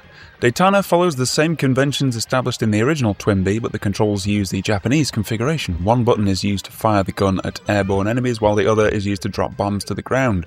Power-up items consist of bells, which can be uncovered by shooting the floating clouds, as well as items uncovered by destroying land enemies. As with Twinbee, players can shoot the floating bells to change between 5 different colours, but 2 new colour bells are introduced in Daytona, purple and black. Both the PlayStation and Sega Saturn versions of Daytona lack support for vertical tate display, unfortunately. Super happy art style, ginormous sprites, and great big googly eyes. This one's great. It's intensely likeable, one that I can happily play with my missus, which is a very good thing. It's a breezy shmup, but it's not an easy shmup. See what I did there? Yeah, it's hard to pick fault with this in any particular regard. It's a damn good time, and it's very, very pretty. near the top of the list for me.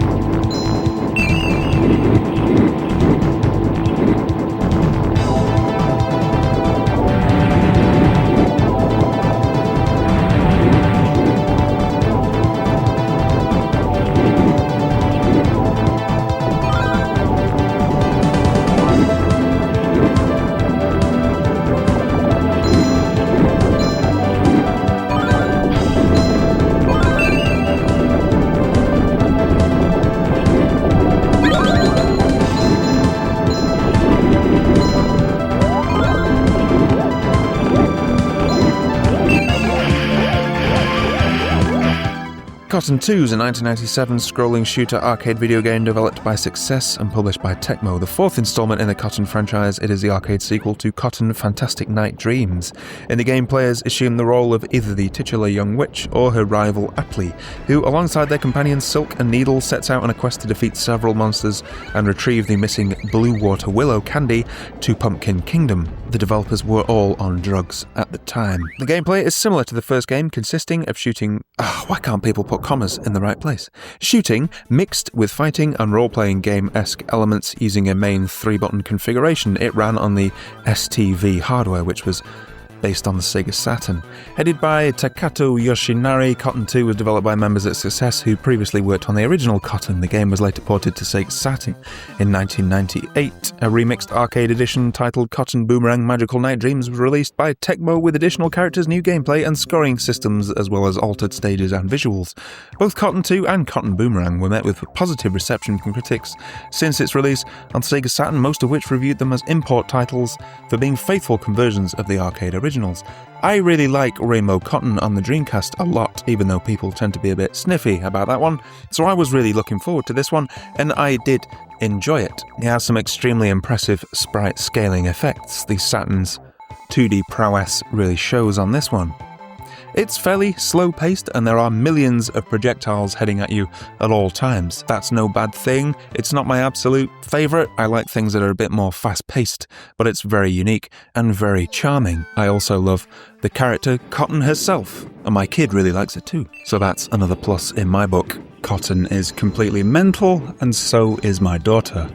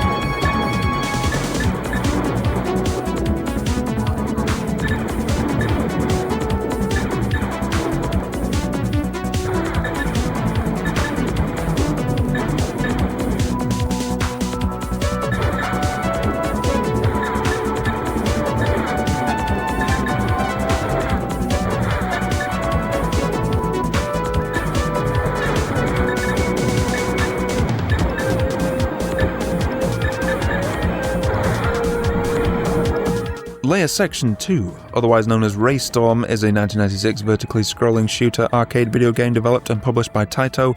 It's been ported to several consoles, including the PS1, Saturn, and Xbox 360. Players control a starship, the R. Grey, in its mission to destroy the Cecilia Federation before it destroys Earth. How do they come up with these names? Oh, Cecilia, you're breaking our fart. At the beginning of the game, the players must choose one of two ships. A third secret ship is available in ported versions. The console versions is what they mean. The player uses a Vulcan-like laser weapon as their primary offense, and a missile weapon which can lock onto multiple targets and gain a combo multiplier accumulating into a point total.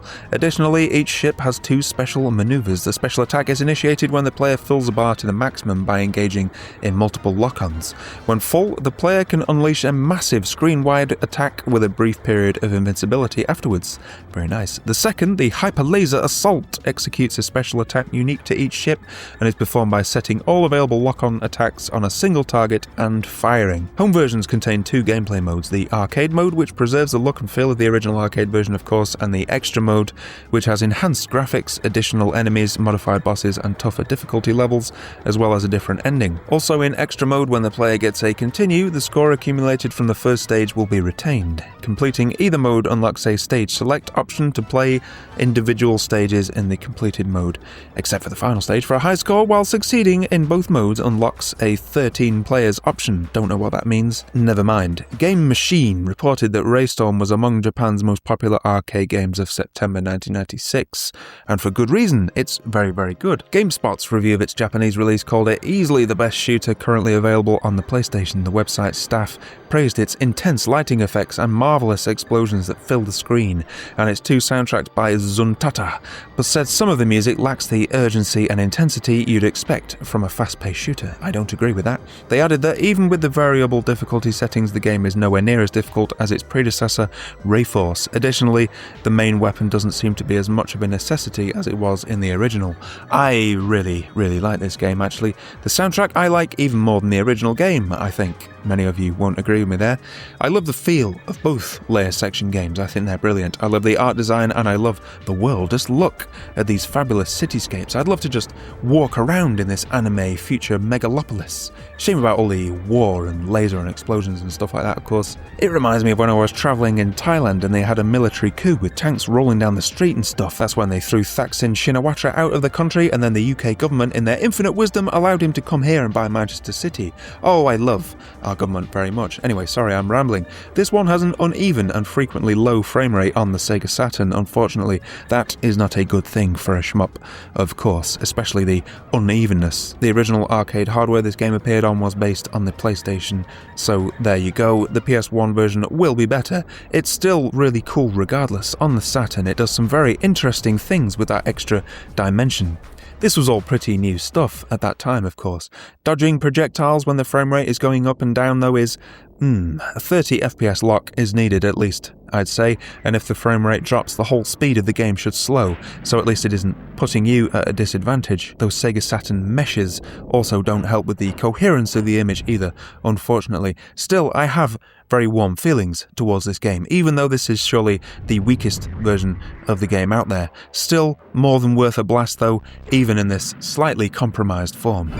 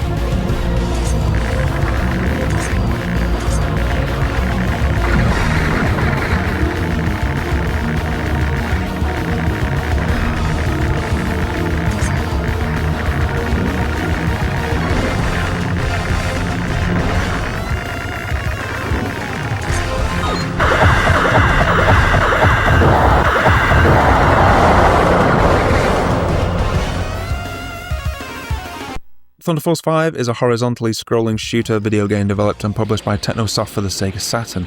The game was released in 1997, with the PS1 port, Thunderforce V Perfect System, released in 1998. It's the fifth installment of the Thunderforce series and the last one created by Technosoft.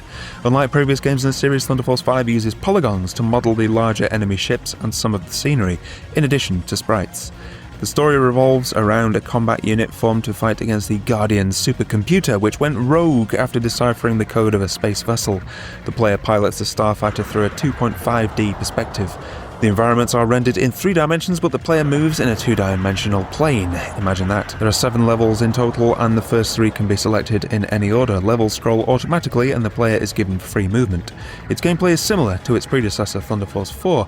Players must destroy constantly moving formations of enemies and dodge their projectiles and incoming obstacles. A boss concludes the end of a stage. This game looks really quite nice, but the frame rate is all over the place, it has to be said. Regardless, I still find it very enjoyable to play. These kind of games did suffer because the Saturn and PlayStation, in my mind, couldn't really quite do 3D properly. Even though it was absolutely awesome at the time, it wasn't until at least the N64, I would argue the Dreamcast, that consoles were able to really throw around 3D in an acceptable manner. Regardless, I do have an attachment to these early 3D polygon games with their wobbly vertices and low-res textures. It's just kind of a style, yeah. But unfortunately, the frame rate does hurt this experience. I'm told that the Saturn version overall is the one to get. It's a bit better than the PS1, certainly a feather in the cap for the Sega Saturn. It's a very good game. I don't think it's quite as good as Thunderforce 4. I think most of you would agree with me. Regardless, it belongs in the upper echelons of this list.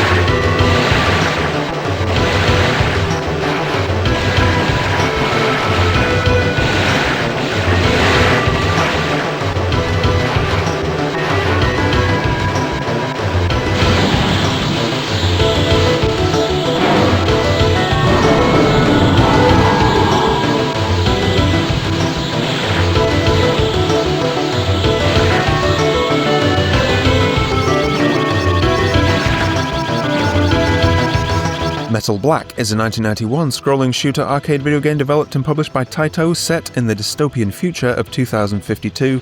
Players assume the role of rogue pilot John Ford, taking command of the CF-345 Blackfly space fighter craft to defeat the Nemesis alien race and save humanity. Created under the working title Project Gun Frontier 2, Metal Black was made by most of the same staff behind Gun Frontier and ran on the Taito F1 system hardware, although its actual connection with the latter title is very loose. Under the initial internal development name Darius Part 22, development began as the third entry in the Darius series before being reworked into an original game. Does that make sense? Though first launched in arcades, it was later ported to the Saturn and has since been re-released through various compilations.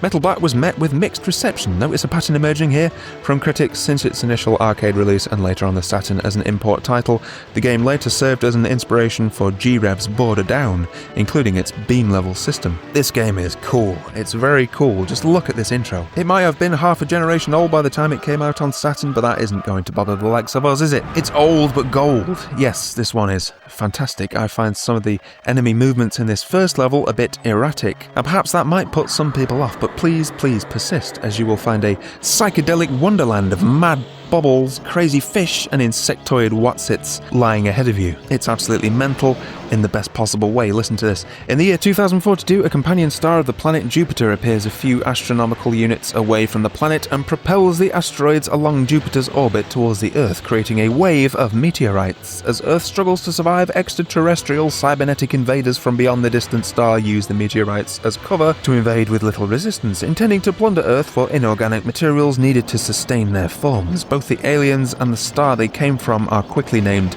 Nemesis. Wonderful stuff. Prog is the word here. This one was put together by some proper heads, man. Just look at this stuff. Looks like the cover of a Yes album or something. The music is absolutely fantastic. Play this game and you will find yourself in Japanese fusion heaven. Even the bonus stage is cool, even though it's just basically an excuse to show off some very jazzy for the time scaling effects.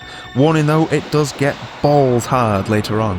One of the best for my money. It's another great addition to the Saturn shoot-'em-up library, a thoroughly compelling shooter.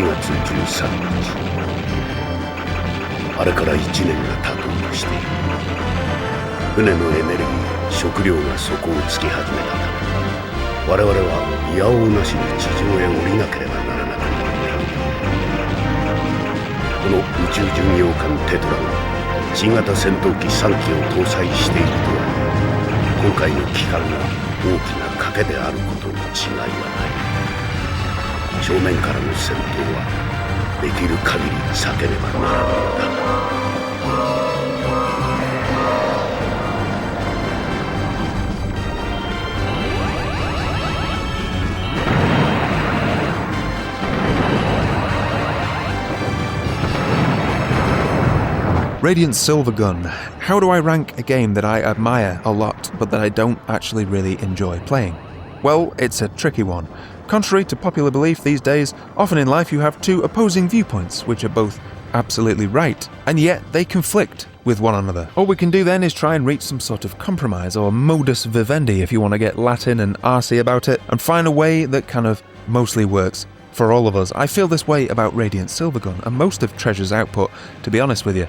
One side of me says I absolutely love the aesthetics and I admire the fact that they march to the beat of their own drummer to such an extent. The other side of me says that they're willfully obtuse and even ostentatious by design. I don't really find their games all that enjoyable, except for stuff like Gunstar Heroes, that's really great. I quite like Bang.io too. Sin and Punishment, that's good fun. Ikaruga is another one though that I don't really like, to be honest. It's more like a puzzle game than a shmup, and relies heavily on memorization. It twists your brain this way and that, and it's certainly very unique, and it's beautiful too, don't get me wrong, but it just isn't really fun to me. I don't enjoy putting this one on to play it. Games are entertainment, after all. Lovely aesthetics and music, although I do think there's a bit of a mismatch between the in-game and the cutscenes. Find it slightly jarring. Anyway, the mechanics are ocean deep and the art design frequently stunning. It's a Sega Saturn icon, isn't it, folks? People will no doubt say to me, well, you just need to sit down and learn the game, and to that I say I don't want to, because this game hasn't sufficiently motivated me to do it. If I wanted to spend this much time learning stuff, I'd go back to uni or take up a bonsai tree pruning class or something, and then I might actually have something to show for all the effort. If you do enjoy the mechanics, if you enjoy sitting down and learning stuff, this is a beautiful game and extremely high quality, don't get me wrong. There has to be some measure of subjectivity in this list, I acknowledge that. So it's high on the list for me, but it's not at the very top.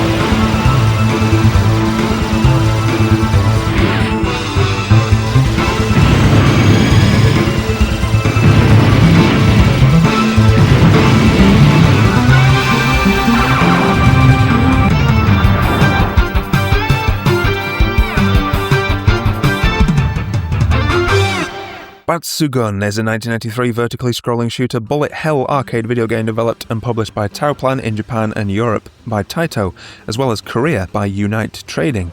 The last shoot-'em-up created by Tauplan, the title takes place on a distant Earth-like planet where a global takeover operative led by King Renosilva A.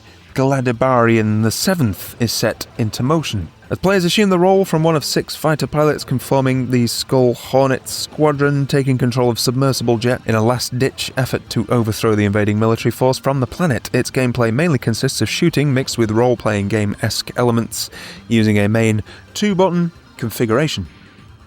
Headed by Fireshark designer Yuko Tataka, Batsugun was created by most of the same team that previously worked on several projects at Tauplan and who would later go on to join one of its offshoots after the company declared bankruptcy in 1994 to continue working in the bullet hell subgenre. Though first launched for the arcades, the game was later ported to the Sega Saturn by Gazelle and published exclusively in Japan by Banpresto on 25th of October 96, featuring various changes and additions compared with the original version. Batsugun garnered positive reception during its initial release in arcades, but was later met with mixed reception on the Saturn as an import title. Nevertheless, the game garnered awards from Gamist magazine. I absolutely love this one. I've been playing the Steam version of it lately, actually, but I do prefer the amazing Sega Saturn renditions of the soundtrack you can hear here. Hear! Here. The colours of this game are absolutely beautiful. It's so rich and vibrant. The style and the feel are just irresistible. It's impossible to be objective about this one, really. As soon as I put it on, it just gives me those vibes and motivates me to blast through it, even though I get my ass kicked very consistently indeed. It's an excellent game, one of the absolute best on Sega Saturn.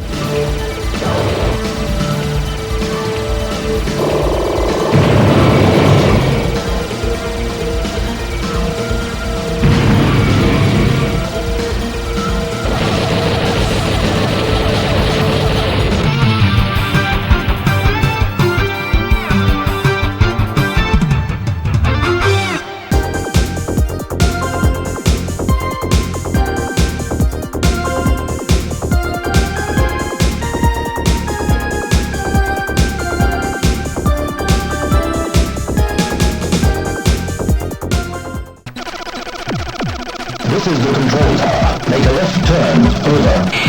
Roger.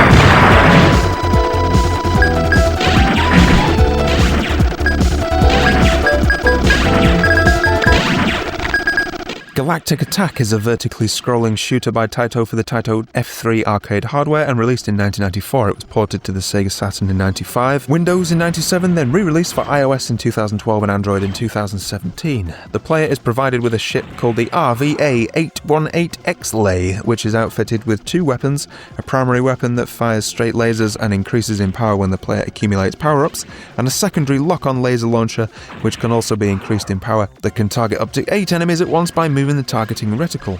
This weapon is used to attack enemies that appear on a lower plane than that of your craft, which are inaccessible to the player's primary weapon. Rayforce was directed by Tatsuo Nakamura, assisted by designer and planner Tomohisa Yamashita and graphic designer Hideyuki Kato. This one has a great reputation, and in my opinion it's absolutely tremendous. A wonderful and mostly quite chilled, weirdly, almost hypnotic at times soundtrack that lives long in the memory. The music for this game was composed by Zontata, Taito's house band.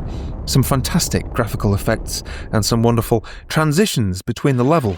Yeah, this thing flows beautifully. The lock-on system is very satisfying indeed, as is every other element of this wonderful game. It's a bit like the tennis scene for me. If you didn't have three absolute freaks at the top of the list, then Andy Murray would be an all-time great, no doubt about it. And that's a bit like Rayforce for me. There's just two games in particular that are so out of this world that this one doesn't top the list. It's quite brilliant.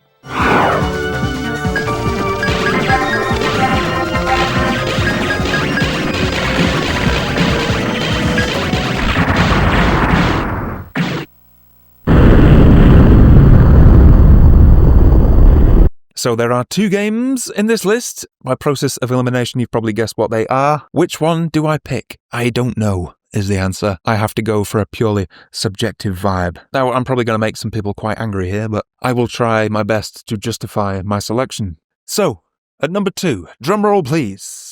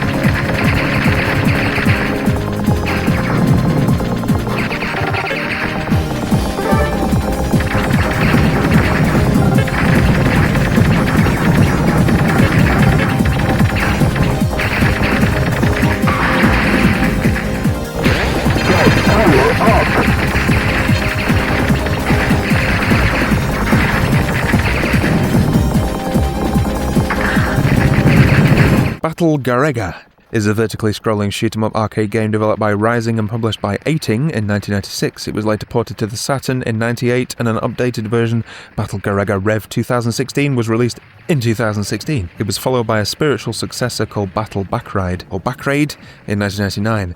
In addition to the player's main shot, picking up green option power-ups will add up to 4 support pods to the craft. The formation of these options can be changed to one of 5 presets, and there are additional secret formations that can be accessed by dropping a certain number of power-ups before picking up the next. Both shot and options are fired by holding the A button. Upon killing a regular enemy on the ground, a red small bomber token will appear. Picking up enough of these gives the player one large bomber token. Oh, fucking hell. Unlike in most other scrolling shooter games where bullets are often brightly coloured to distinguish from the background, bullets are realistically coloured in this game, making it quite difficult for players to see them.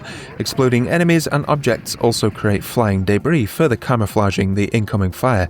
This was ameliorated to some extent in the Type 2 version, which replaces most of the standard bullets with yellow dots.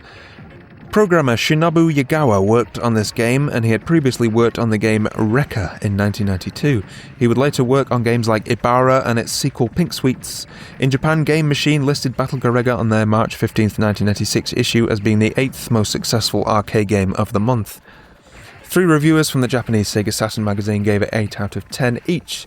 German magazine Maniac gave the Saturn version a score of 57%, and the PS4 version a score of 81%, which just goes to show how sniffy people were about 2D games in that era and how carried away we all got with 3D polygons at the time. 57% is just insane, really. Famitsu gave Battle Garegga Rev 2016 a score of 32 out of 40, that's more like it.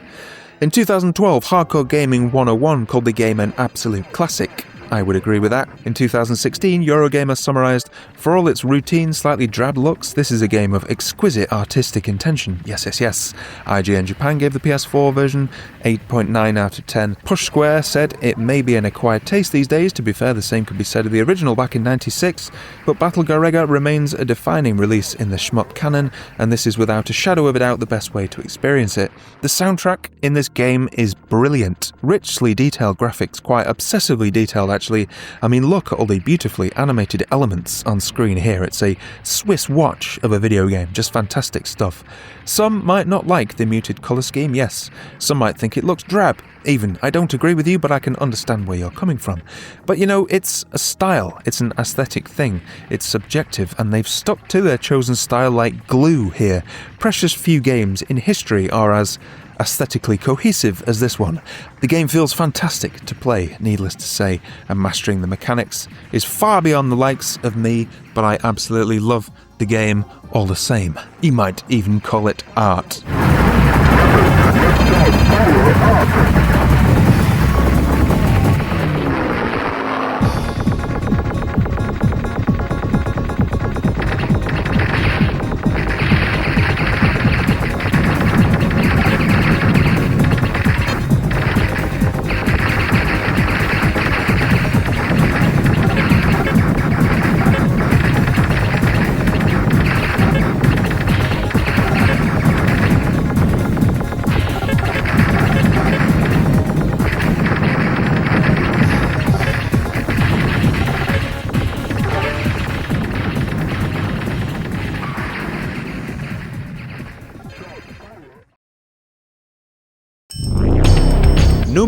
uno.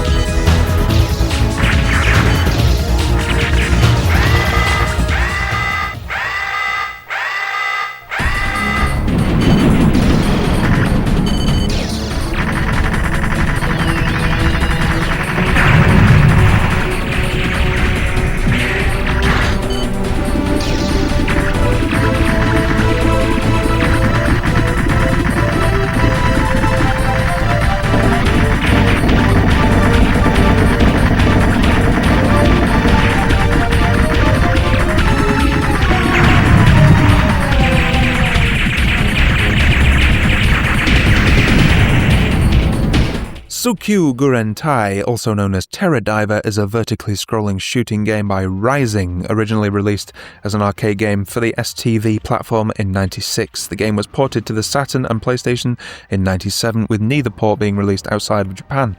Tsukyu Gurentai is a vertically scrolling shooter. The player picks one of 3 different ships, red, green or blue, each with their own pilot, fire pattern and laser web. This game kicks ass. I absolutely love it. The music is wonderful. It feels wonderful in the hand too. The lock-on function is really satisfying. It reminds me of the Panzer Dragoon games, which I love also. It really puts all of the Saturn's capabilities to good use here with some quite mesmerizing scaling and rotation work, along with lots of 3D elements too. It's a tour de force of 32-bit power. It gives a tremendous sense of depth and scale to what is basically an old-school 2D game. In vertical shooters, prior to this game, it feels like you're kind of floating on top of the scenery rather than soaring above it. There have been all kinds of visual tricks to ameliorate this sensation, including multi-layered scrolling to try and emulate the feeling of flying through the sky. But from a gameplay standpoint, it was always a little bit limited. Games like Xevious and Twinbee, and Raystorm for that matter, divided enemies into air-based and ground-based. Air-based enemies should be shot with your regular weapon, while ground-based enemies needed to be bombed using some kind of small targeting cursor. Tsukyu Gurentai removes that disconnect completely by giving you a huge targeting grid enabled by holding down the fire button. Anything that flies into it, regardless of its elevation, will be targeted. Let go of the button and you'll unleash a torrent of homing missiles which can take down several foes at once if it's timed correctly.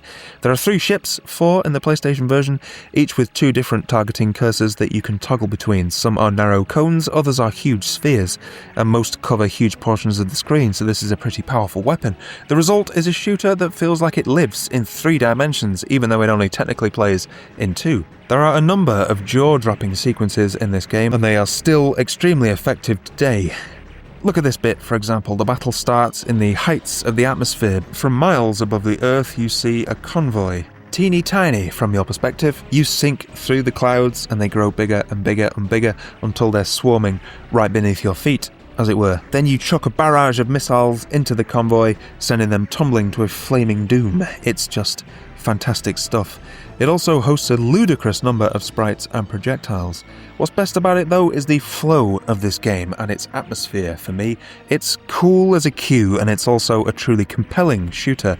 It's the best shmup on Sega Saturn, and indeed for my money, one of the best shooters of all time. It's also, by shoot 'em up standards on the Sega Saturn, one of the cheaper games. So it's just a wonderful thing all round, really.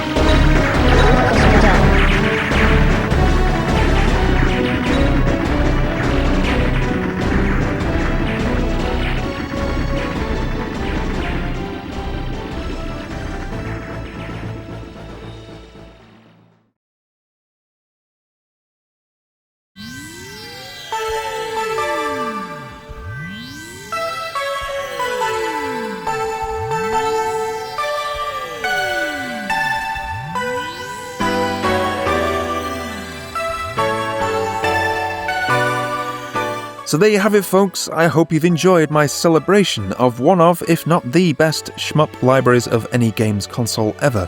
Many, if not all of you, will disagree with my rankings here, and I would not have it any other way. So please tell me, what are your favourite Sega Saturn shoot-em-ups? Please let me know in the comments below, and please remember...